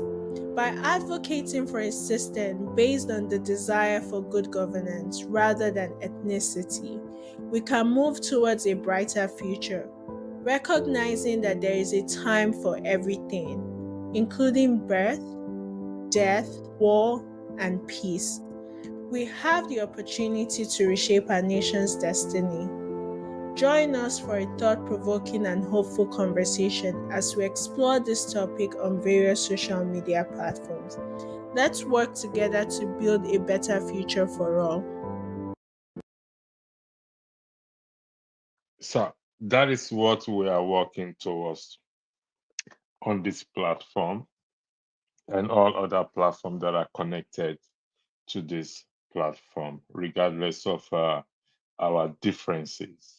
Again, later tonight we'll be having Tope Tope and Adama on this platform around 9 p.m. New York time, 2 a.m. Nigerian, New York and Irish time, to discuss why marriages of Nigerian couples who relocate abroad lead to divorce in just a few years. Kulata, I've been made, they've made me aware that you will be on the platform with them. So please do not disappoint them by not showing up. So you have to show up. They've reached out to a lot of people as well to the couple of videos they want to play, and I'm not gonna say what some of the things. So they are the hosts, our future female moderators on this platform, God willing, Tope and Adama, and hopefully every Friday or once. Sorry, I beg your pardon. Hopefully, once or two Fridays in a month, they will be having their own segment as well. So we are encouraging women participation on this platform, discussing other issues, not just politics. We want to focus on we don't just want to focus on politics. We want to focus on even Kulata that is searching for love. Also, they will focus on it as well. To Paul, I yield the floor back to you. Thank you. What type of love collector is searching for? Is he going for second or third or fourth? Which one? So our diversity can make us strong, can make us great. And I see that. I traveled some 2 months ago, if I could remember. Yeah, I think 2 months ago. Yeah, May. I was just joking on this platform that when I was in Manchester last year, I was in Manchester. So when I was in Manchester, I rented a car to come to London. I wanted to flown to London, but my friend said, no, it don't make any sense. Let's just rent a car because London can be very, very expensive if I want to be doing Uber and the likes. So rented a car, coming to London. I talked to a couple of you guys and then for that thing. But when I came to London, I was in London for 3 days. Then I went back to Manchester, continued my journey back to the US. So when I came back, I messed with my UK people. I say, my UK people fall my hand. And then for that thing, they fall my hand and the likes. So if he joke with me, if he said, now so UK people they do now, yeah, if now US no go for, I say if you forget that thing, I was in Atlanta for 8 hours, hungry, nearly kill me. If he said a lie, we joke and joke. I say, it's easy. I'm coming back again in another 1 month time to Atlanta. I'll be in Atlanta for 5 days. If he said I should let her know, my brother, when I get to Atlanta, if he give me our address like a day to the day that I was coming to Atlanta, when I get to Atlanta, Jesus, to take an Uber to Ife's place is like $70 something. But she already gave me her address. And I got to Ife's place. Ife is not at home. Ife drop a car. It's a brand new car, brand new SUV. Ife dropped that car for me. Ife did not allow me to see her. I used that car for 5 days. When I was dropping the car, Ife still did not allow me to see her. What I did, I only washed the car. And I dropped the car. I took picture. I dropped the car as she instructed me to drop the car. The next message Ify will send me, if says she can't thank me enough, that she hand over this car for me very dirty. And I bring the car very clean. I say, if you wish I talk with that one, you borrow me car for five days. You don't even know me. You don't even know me. You are talking about washing car or no washing car. This is diversity. That's an Igbo girl that I've never seen, and I have not seen her till today. That's an Igbo girl who drop a car in her own house. You understand? For the way some of us will say for security reasons, like my brother forefather. You understand? She dropped her car. She gave me. I was riding. I was doing everything. I was telling her, say, if you don't finish this your car, because we just stop anywhere we eat and everything. If you say, Ogapo, do whatever you want to do. She's so happy when I just keep sending her pictures that we are here. And when I came back, my daughter, I know she have camera in front of her house with my wife. I even beg her, my wife want to even thank you. At least make my wife even see safe. Ife did not allow me see her. When I left Ife place, like 10 minutes, I saw Ife in OVS platform. In a regular place, the way she used to stay. I say, Ife, I see you. I don't say Ife there. Ife did not even allow me see her. She didn't. That is the power of diversity. That's an Igbo girl. She has every right to profile me. You understand? She has every right. That is the Nigeria of yesterday that we enjoy. When people want to go to school, somebody will send you that, go see my sister. My sister dey Ibadan. My auntie dey for Calabar. My brother dey here. See this person. That person will take care of you while you travel. That's the Lagos that we grow in. Are you suggesting that this no longer happens in Nigeria? So this profiling and everything is reducing it. This profiling, religion and everything is reducing it. It's reducing it by the day. Are you sure of that? I am.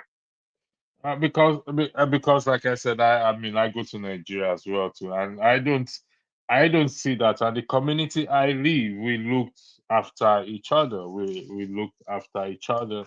Different communities, different people.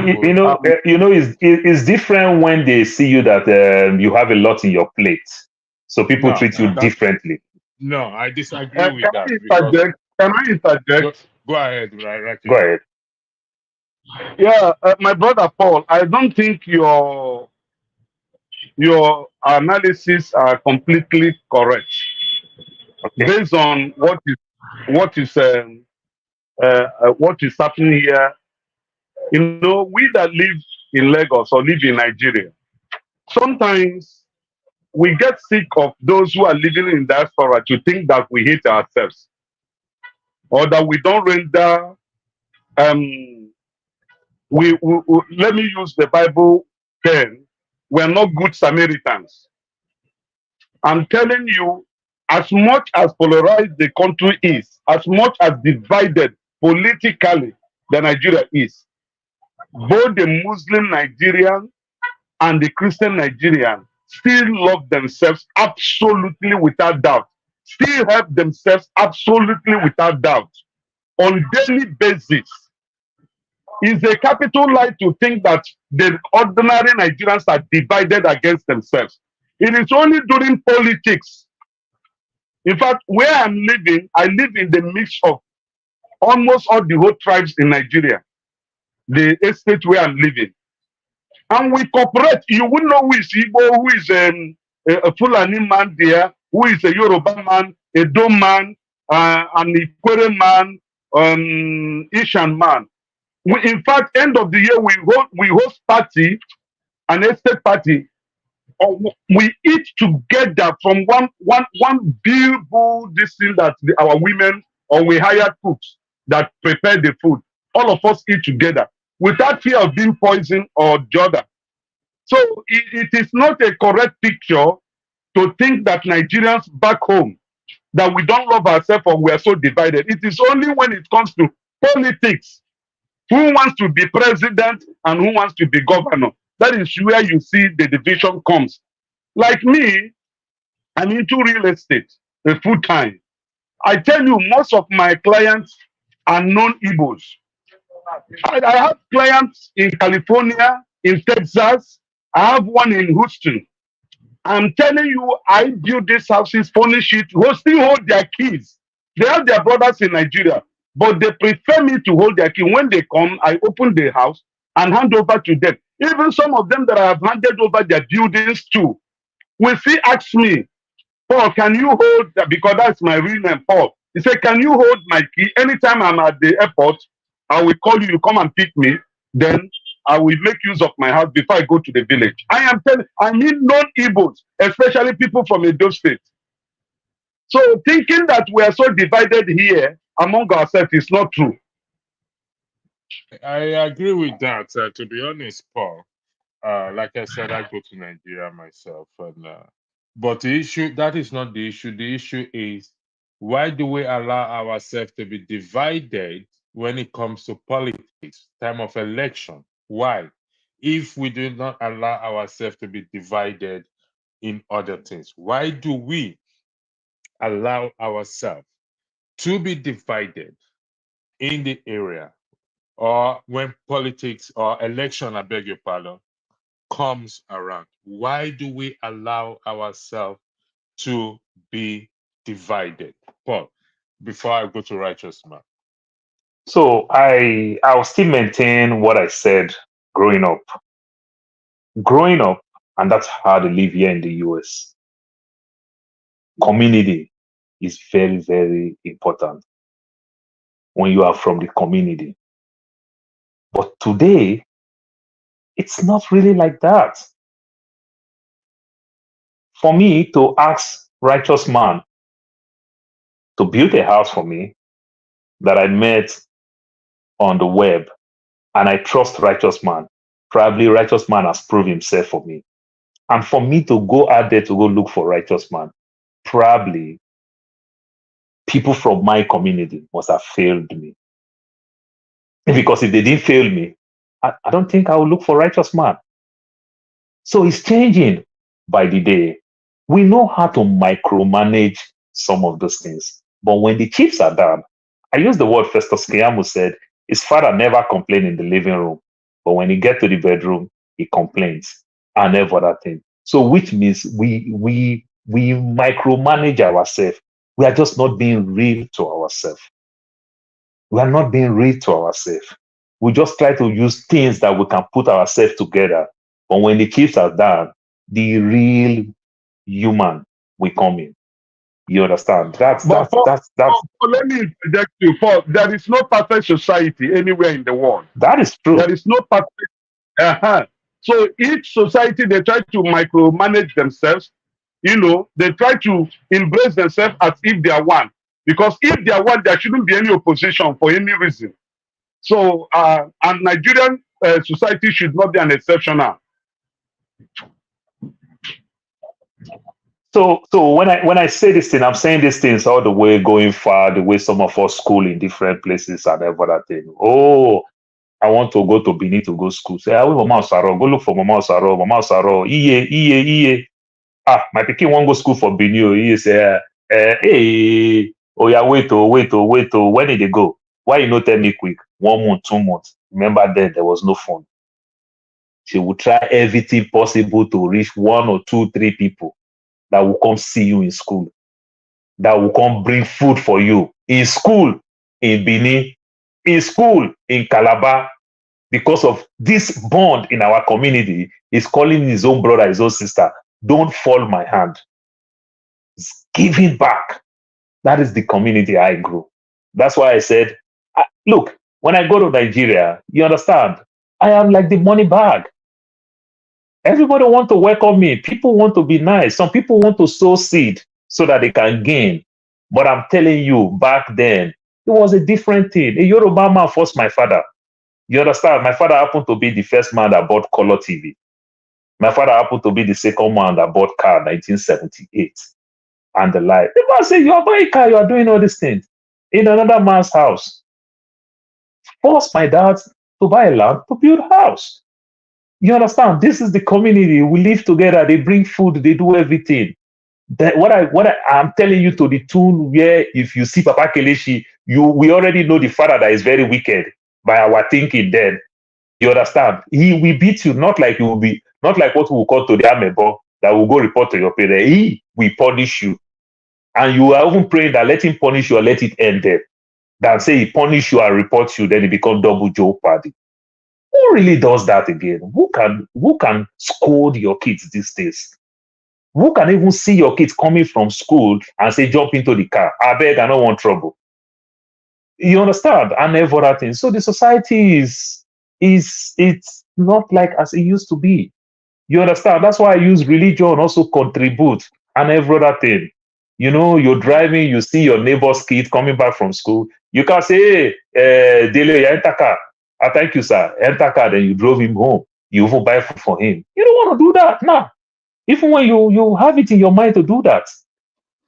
Or you reflect the new community. It's different from the old one. That's what I mean. It's changing. The distrust among us, yes, I can agree there's element of distrust there. But this is what I said to I said to a few people, it is not about my tribe or my culture. It is about the individual. It is not. I asked you a question earlier in terms of respect. My tribe or my culture encourages me to respect the other person, also to respect an elderly person. If I choose not to, it's not because of my culture or my tribe, it's because of my person. That is true. Because good and bad are in the society, are in every culture and tribe and nation.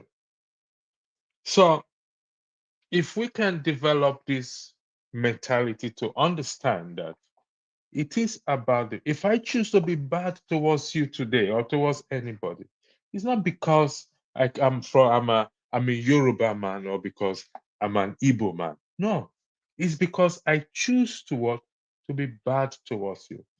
Because a Yoruba man has been good to me. An Igbo man has been good to me. An Hausa man has been good to me. An Ibibio man has been good to me. So it's not about the person's tribe. Our diversity and our tribe and our culture are meant to be used to develop ourselves, our good, and the good of the society. And until we come to this point to understand that it is not about our tribe. Respect is not a culture. Respect is not a tribe. Respect is just respect on what? On its own. So, like the person said, this tribal conversation is not reality because on ground, we all get along. If you are on the plane and there's a turbulence on the plane, Paul, you will not consider the man sitting by you that is a Yoruba man or an Igbo man. If that is the man that's going to save you. That is just the truth. But you see, we some of us, I don't know, are bent on promoting these tribal issues. Electricity, We can I say, enjoy this. Go ahead, please. yeah, Nigerians are fine people, to embrace, to live with, to do things with, both in and outside. Let me tell you that the dichotomy of tribalism, religion, doesn't play a prominent role in our individual relationship. For example, since I joined this platform, do you know there are quite a number of people in this platform who have called Dr. Damages or sent messages to Dr. Damages that they want to buy data from me, considering they don't know whether I'm okay or I'm an average or poor person or whatever. That was not the factor. Considering how life is in Nigeria, that they want to support me by buying data from me. And I tell you, people that have done this in this platform, none of them speaks the same language with me. None, absolutely none. There are people from other tribes in this platform. So have sent me, 100,000 for data. So have sent me 40,000 and thereabout for data. Say, please, righteous man, manage this. We know, no matter how it is costly for you to be joining this program, spending about 8 hours, with us. Non-Igbo in this platform have done that to me. So we get along. We are fine people to have as friends, as what relatives, or even in marriage. But the problem is political, like as I said, political.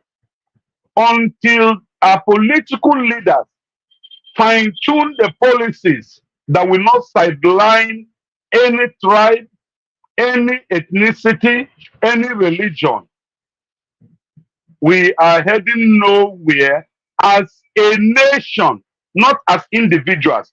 We get along with each other as individuals, but collectively as a nation, it's not working. Why? The policies sideline some tribes and some religions and promote others. Others see themselves as kingmakers in a nation, in one nation. Just like what the intro that Dr. Damages did I listened to. He said there was a war, a civil war in the US, which many of us have read. They lost about 600,000 people. But there was something their leaders did to bring them together that today they no longer do things based on the outcome of that war. It seems as if there was never a war in the US, a civil war. But so why can't our leaders copy what the Americans did and bring Nigerians to be one nation so that these diversities will be used to promote this country beyond the boundaries? So the issue is our government, those that are in unhappiest, that are governing, making policies concerning this nation. They are our problem, not the common masses. After all, during the last election, I will tell you that those who piloted the Obi movement were it started from Edo State, spring over to Warri. In fact, in the southeast, it was silent, it was not noticed. Then come to Lagos and Ibadan, going to Plateau, to Benue. These are not Igbo speaking states. But they piloted it because they believe and trusted in the personality of Obi. So the problem is not the Nigerian people, the common masses, it's our elites, the bourgeoisie, those who determine and formulate policy. They should change their ways to make Nigeria work. So I submit. Okay, righteous man. Also, another way around, collectively now, because sometimes we talk these things all the way to the micro level, but collectively now we might say some things about the individual level, collectively as a group, as an entity, as a community. You understand, as a local government, as a state and federal. I had this conversation some time past. They started it and they stopped.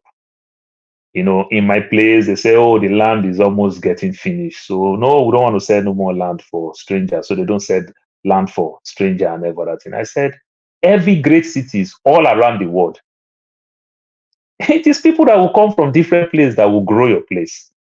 Nobody grow their place and grow it very well. It is stranger that will develop their place and every other thing. I stand to be corrected. When you go to the east, you see a lot of good buildings. Fantastic building. When you go to the east, go to Abia, they have what they call whether small London and the likes. You go to Anambra, you go to Imo, Ebonyi, you see all those things. But when you see that community, go ask the local government chairman how much revenue they make from that community. They don't really make revenue from those communities. When you go to my place, you see people build all these nice houses. You understand, and every other thing, glorified home, retirement home. They don't make revenue. But do you know if strangers come put up all those structures there, they're going to make revenue? People will live there, people will be going to work, people will be coming back, which means markets will boom and every other thing. But the house that you see, that Igbo man built fantastic house in his village and is living in Port Harcourt, Abuja, Lagos, America, or the UK or Europe, whichever place, which means the community is not really growing because it's not living there to be going back and forth and the likes. But when we bring strangers, when we bring everything, so collectively as a group, you understand? So we can also use our diversity to bring outsider. For an outsider, I would not be so stupid to go build house in Abia State in one community there. You understand? And I just build there. I say, oh, when I come back from America, I will go stay there. Possibility, I will rent the house. Somebody will be living there, will be going to work, will be going to market, will send his kid to school. And it will be bringing revenue. It will make that community thrive. So collectively, we can also do these things. The Igbo man is a good standard when it comes to that. 774 local government, they are all there. We can open up. Don't make it harder. Don't make that property that man want to buy for the man to pay ×3 of the property because he has to bribe, he has to do everything to get that place. Make it much easier. The more we keep dividing ourselves, the better it is for us. So on that aspect too, collectively, we still need to really, really work on ourselves, where we can welcome strangers to come do business in our community. It helps, it grows things very well. And not like when they come, we frustrate them. Because at the end of the day, it's the die-hard ones that will stay. Very many, we understand, will face out. Thank you. I can see people in the comment section highlighting this program coming up. Some are complaining it's too late. It's not for Nigeria. It's not for those of us in the UK. You see, it's we have to accommodate that time and that period because of the host. But they've pledged to have shows coming up. I stand to be corrected, Topan and Dami, where it will be held at an earlier time for everyone. However, this doesn't mean that you shouldn't join. You can join. I'm expecting Queen TA. Let me see.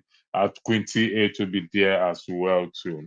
A lot of our ladies, women will be there as well. And It's then, gonna be. then Go sorry, ahead. and then also another aspect that I want to chip in.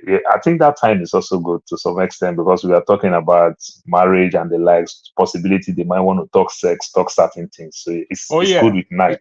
yeah. It's good at night where the kids have gone to bed and yeah, they will. I mean, it's gonna be an interesting. I hope Righteous Man will be there as well to join this conversation. Kulata will be there.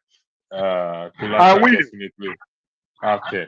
So you I will see, be there. everybody, Righteous Man heard that word X. He said he's going to be there. It's welcome.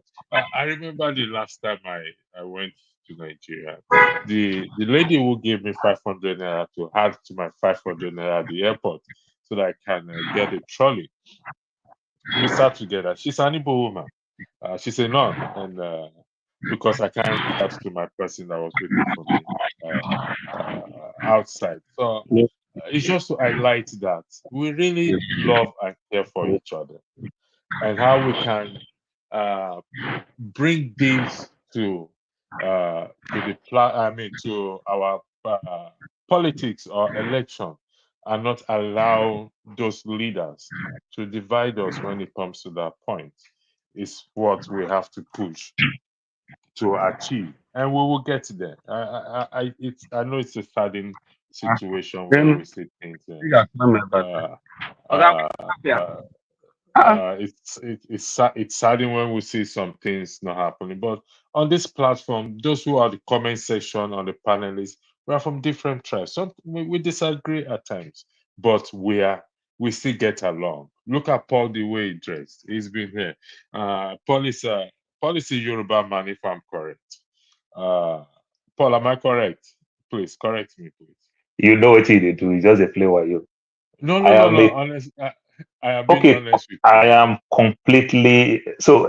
I'll just say my own part. How funny it is. I am completely Robo man from father's side. I'm from mother's side, but my mother father lived for the better part in his life in Lagos. So my mom is a technical Yoruba woman because my mom do better Yoruba than many Yoruba. My mom will speak fluent till my mom died. She pray with Yoruba. My mom speak Yoruba. My mom speak Ilaje fluently, understand Ilaje. My mom speak Ijebu fluently and understand Ijebu.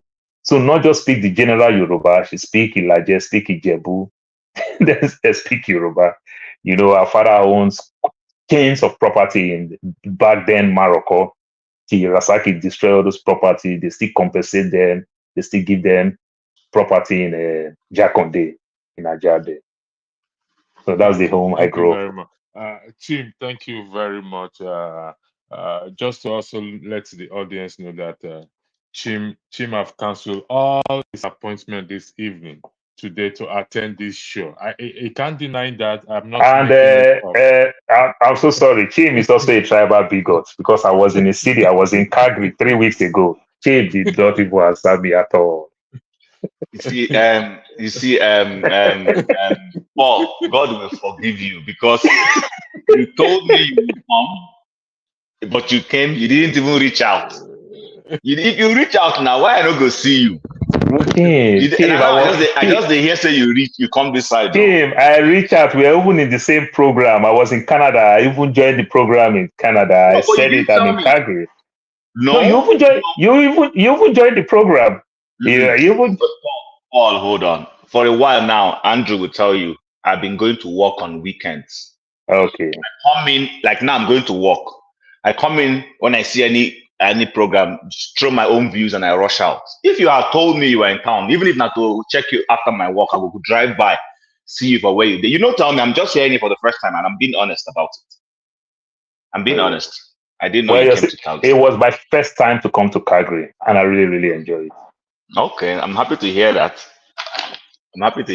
So I beg, if you land here next time, say, bros, I did show, I did around. Though. At least ask for my phone number from Andrew, from any of the other hosts. They have my number. If you had asked even Rudolph would have given you my number. I will come again because they take good care of me. So I'll come again. I'll repeat it again according to Fashola. I am trying to pamper and be in the good books of Andrew because Andrew, what Andrew is trying to introduce us to is an amazing thing. So Andrew, yes, I'm going to be available in that evening. I've made plans to make sure I'm there.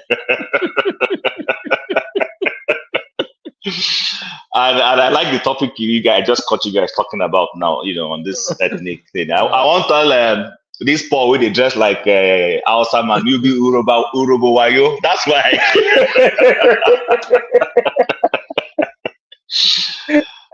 But honestly, you see, just last week I was telling somebody that I just had this, I don't know what to call it, a moment.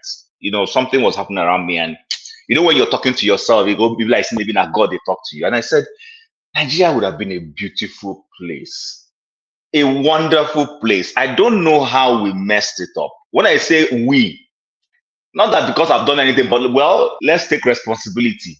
Nigeria, when I see some things I see here in this place, I'm like, no. Not just bad leadership and, people who are not thinking forward. That's what we don't have. Otherwise, we have beautiful people. When it comes to listen, I was at a Walmart yesterday evening. On my way back, I stopped at Walmart and I had an encounter with two Nigerians. One knows me, so we just bumped into each other. So he bought me coffee, and we're gisting, speaking in Igbo. Another guy was coming with his cart. He dropped the cart and walked towards us and said, "I see, make I come greet you now." So I hear Igbo. I said, "These are my people." And we started having a conversation. And we're talking about how, the other guy told him, I said, you see, what you have just done today is going to save you later on. Maybe tomorrow now, during snow, I did drive by, I see, say, your car stop. I'm going to pull over and give you a hand in that situation. These are some of the things that sometimes in the Western world, you probably will not see anybody do that because, people live a mind your business type of life. But back home, we don't necessarily live that. Unfortunately, our leaders have pushed poverty because some of this wickedness you're seeing, it's not that people really want to be wicked to each other. It's people that, that Hobson's choice, and Alaba is here, so he's an academia. He knows what I'm talking about. Hobson's choice that talks about when life being brutish, in society, when people start eating each other. That's what is going on back home in Nigeria. Because of poverty, because of want, because of lack, because people have been pushed to the wall, you see people now literally eating each other. Dog is chopping dog. And that's not exactly who we are in the real sense of it. So this is part of the reasons why I tell people, let's look for a way to make sure that our people will get the right mindset. So that when they are voting, I see a northern and I say, no, you know what, this guy might be a Muslim, but he's going to be the best candidate. You vote him.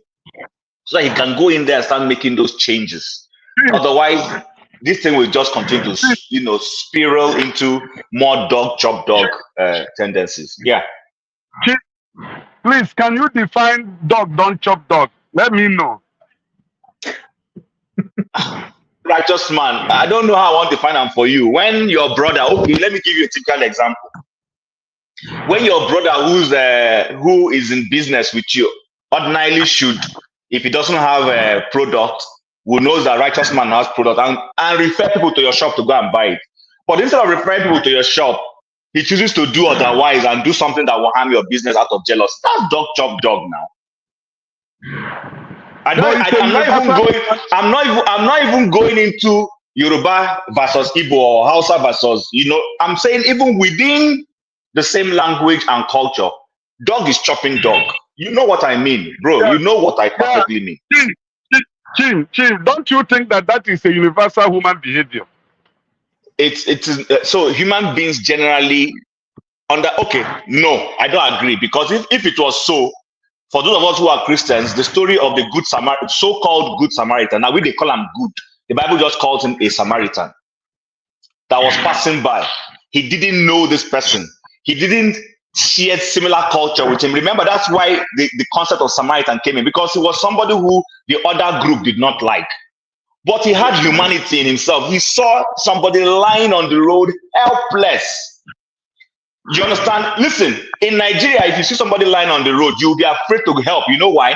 Police will now accuse you of, come and write police statement. People don't do all those things. So we put hedges on the way of people being kind and being good. But this guy, I don't know the culture and their law those days, but he decided to help the guy that was helpless on the road. Do you understand? So universally, human beings, the way God created us, are designed to be good towards others. It is institutions and wicked leadership that often create that hardness of heart. There's a photograph, or was it a video that was flying around a few years ago, of two little boys, black and white. I think they're in the same school. They saw each other and they hugged each other on the road. And people said, you see the innocence of these little children. But guess what? In a few years' time, one of them will start being prejudiced towards the other. Prejudice is taught. Prejudice is taught. Prejudice, we don't come into this world with prejudice. Do you understand? Everybody wants to love people. But you see, systems around us. Yeah, let me stop there. Somebody wants to talk. Go ahead, guys. That guy. Allah, the floor is yours, please. You are muted. Yeah, good morning, everybody. My greetings to everyone. I want to greet everybody, Pastor Oyiko, Jim, Paul, and Righteous Man. It's good we are here this morning, and we thank God for life and our health. Yeah, I'm feeling very spiritual today. I don't know why. Very good topic. The issue of this, our separatist movement. It's an issue a lot of us like to jump in because it's part of our very essence. But I just want to start by saying is that the truth really matters a lot for us as Nigerians. And one horrible man in 1926 has described us as people who are short of the truth. I'm talking about Lord Lugard. He said the way he wrote down about Nigeria, he said we keep away. We have a lack of veracity. That means we don't speak the truth a lot. I hope that is not true about us. I watch a lot of I don't read, as most people might think. I don't read much, but I watch a lot of ancient movies, crazy movies that my wife don't even like. Movies of the past, things like Rome, Black Sails, Vikings, and a lot of old movies so that I can have a clear understanding of the human nature. And when I watch these movies, you would think I'm preparing, or in Second World War movies, I know a lot about Hitler, how he rose to power, when I watch this movie, I will be so concentrated on it, every word I absorb. In fact, I take notes when I watch old movies. I'm not old, I mean, I talk ancient movies, historical movies, this revolution, that revolution, because there's always something they teach me in those things about the human nature. You all might think our Nigerian problem is synonymous to us. There's nothing new under the sky. All these things has happened. I've seen them like word for word in what I've seen that Hollywood has produced. word for word, and I would take. In fact, most of my writings, ideas comes from watching specific stories, and I say, "Oh my God, this particular scene fit perfectly to Nigerian situation. Oh my God, this particular situation is just describing Nigeria," and I will quickly jot things down. But I will write. People would think, "Oh, that boy is smart. He's writing things." No, I'm not smart. I'm just copying. No, there. So the Nigerian situation, nothing new, but there's an element of humanity in it that we don't face. One is this issue of the truth and calling things the way they are. Second is the issue of man's will to lord it over man. And three is the issue of that's the way things has been. Let's just move along.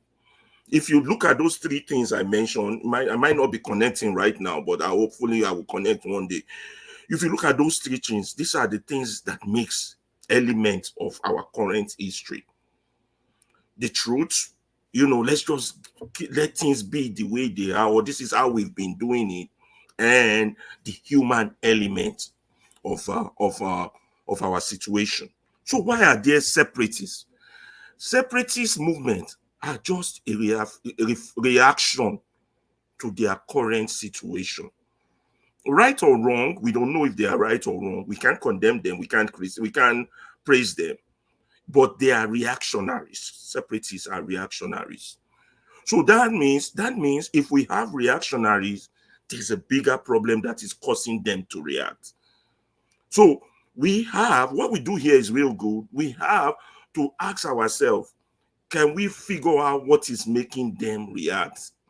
One, can we discuss it as a people? Should we discuss it? You understand? As a people. And then, should we discuss it honestly as a people? You see, those are three aspects. Should we discuss it is different from should we discuss it honestly? Because if we don't do this thing as a people, we won't have a solution. And what we will continue to do is continue in that same direction of doing things wrongly and creating reactionaries.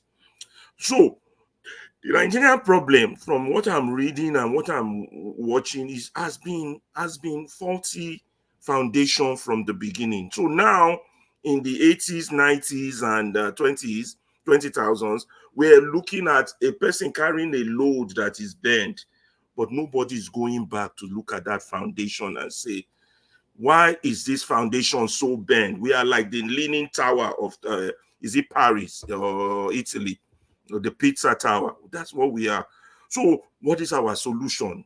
Should we continue building on top of that Leaning Tower, or should we go back to the basic element of discussions? You understand? Nigeria, because others will speak, I will say this and then stop for now. Nigeria has adopted a state of sovereignty that was given to it by the Queen. When you look at the word sovereignty, sovereignty means ability to be ruled by something supreme than you. When the British ruled us, they were the sovereign. And then they handed over to another sovereign, what those who like to speak big grammar call neo-colonialist. They are like us, they are black like us, but they are not us. So until we get to that state where we have true sovereignty, which is popular sovereignty, as defined by the true tenet of democracy, we will continue to have reactionaries. So let me stop there, and then we'll add more questions, and we'll do chit chat. Thank you very much. Before I go on, also, I want to apologize to anybody out there who my comments in the past must have offended, the likes of Kulata or any other person out there. I think when we diverse and deal with issues like that, we don't get to the real points that are important for us to save our country. Thank you all. I'll talk more later. Thank you, Blackson. The floor is yours. Paul, I'll come to you because you are the guest, but unfortunately, nobody's asking a question. You probably scared them from asking you questions. That's sorry about that. Thanks for bringing that to my attention. Who is this? I think that's Righteous Man Drive. Righteous Man, I'm going to take you off. You're driving. So thanks for bringing that. I just removed. I wasn't looking at it. Thanks for this in the comment section. Mr. Blackstone, on the topic, please. Thank you very much. The floor is yours. Thank you, Dr. City, and good day to everybody and those in the comment section. I just want to give my own little contribution to the topic about this issue of segregation and diversity and so on and so forth. Right? I believe that everything in this life can either be used positively or negatively. It depends on people that are involved in it or people that are taking advantage of it, right? Being a diversified society does not mean that we cannot live in unity or act together in one mind to achieve a common purpose. So that is where comes the human factor in everything in life. Depends how we think about it. It depends how we are utilizing it. Is it for our personal gain, or is it for the gain for the general public? So every country has its own diversity, and most countries have utilized it for their own benefit, for their own greatness. So sometimes I wonder with the black race what we are doing to ourselves.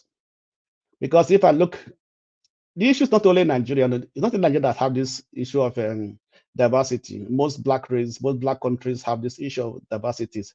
Even those ones that doesn't even have it, you see they still have issues. So what is the mentality? What is the thinking capacity?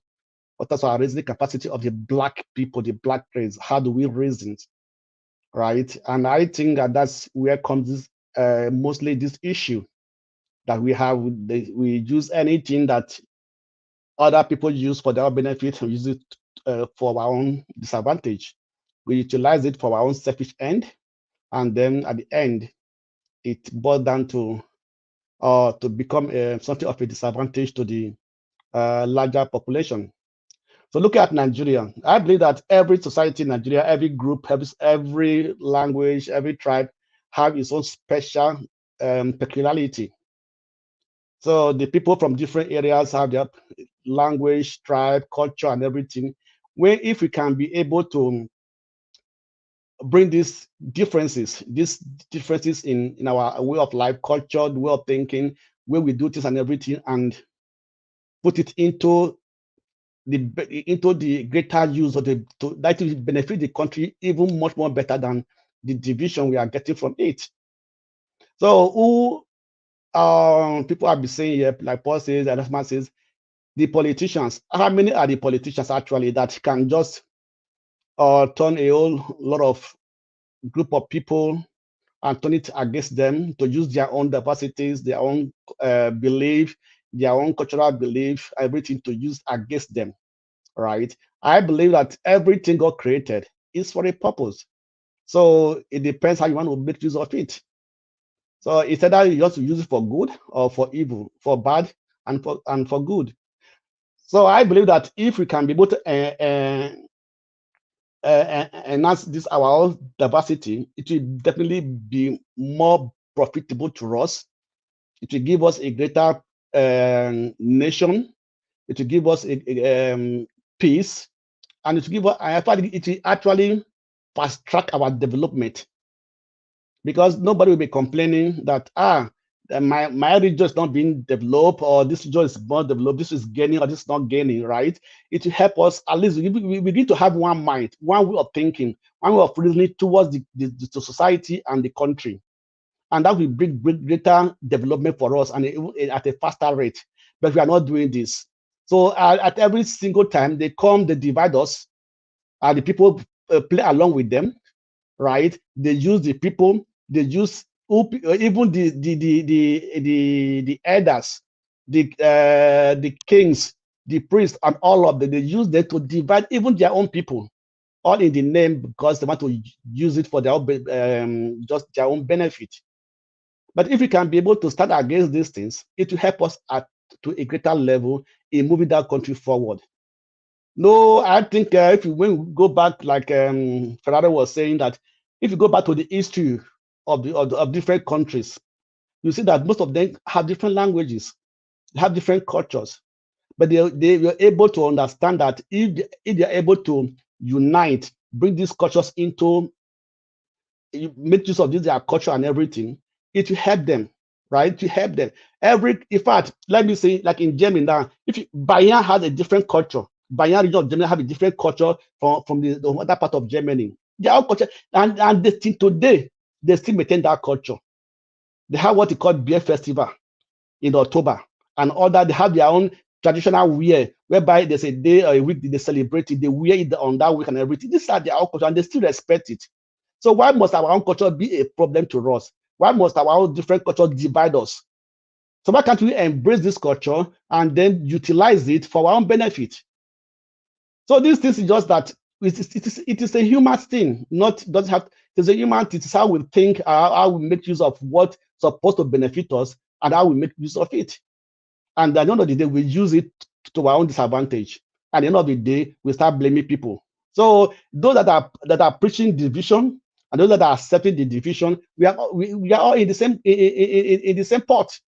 So there's no difference from those that are preaching and those that are accepting it. So, and everybody, like I do say, everybody has a fan, everybody has a disciple. So either you are a disciple of good or a disciple of doom. So I think in Nigeria, we have more disciples of doom than disciples of good. Thank you. That's what I just want to say now. Thank you very much. Again, just to highlight this broadcast coming up, and they will be featuring regularly on this platform. I'm drafting the contract for them, and they've agreed to sign it to be our regular moderator, allegedly, before they come after me. So there's another block. I want to thank those in the comment section, those for your super chats, which I've highlighted. Also to acknowledge Alaba apology on the platform, and I want to thank Paul. Paul, I will confirm from Dr. Rudolph the $1,000 issue. Paul have shown I've challenged everyone. If you have your own, you feel you want to issues you want to talk about, and you need your own slot, just reach out to Rudolph or to any of the moderators, and we can arrange that. And that was arranged sitting in the hot seat at times for us to feel how it is like. Like I said, there's another broadcast in the next half an hour or 32 minutes. So as I bring this broadcast to an end, I would like to thank you once again. I will see you tonight, 2 a.m. my time. I will be there. Also, I would like to encourage every one of you to please be there. Let's discuss this issue. It's very, very, very, very important. We're looking for help. We'll help each other. Electricity, before you shut down, let me just say something about this. Go ahead, please. You know, I said these things about one of the things the diversity cause. Our diversities are good, but we must respect it. But you must understand that religion, when it comes to Christianity and Islam, is not our thing. You know, they bring it to us, and when they bring it, yes, you may trace religion back to Africa, you may trace Islam to some extent to Africa, kind of. But when they brought this religion back, it became an establishment. And it's an establishment coming from the colonial era, which forefather hate to say the colonial master and every other thing. So when they bring it, they impose it, they force it on us. And they use that thing to also destroy. Let me stop you there. There is a broadcast on that tomorrow, 2 p.m. Okay, if you look at this thing, so you can come on. I'll have you as the guest if you can, if you don't mind, at 2 p.m. I've already set that one up. Okay, so that we can discuss this issue. So once again, have a lovely evening, and I will see you again, God willing. Good night. Okay. Thank you.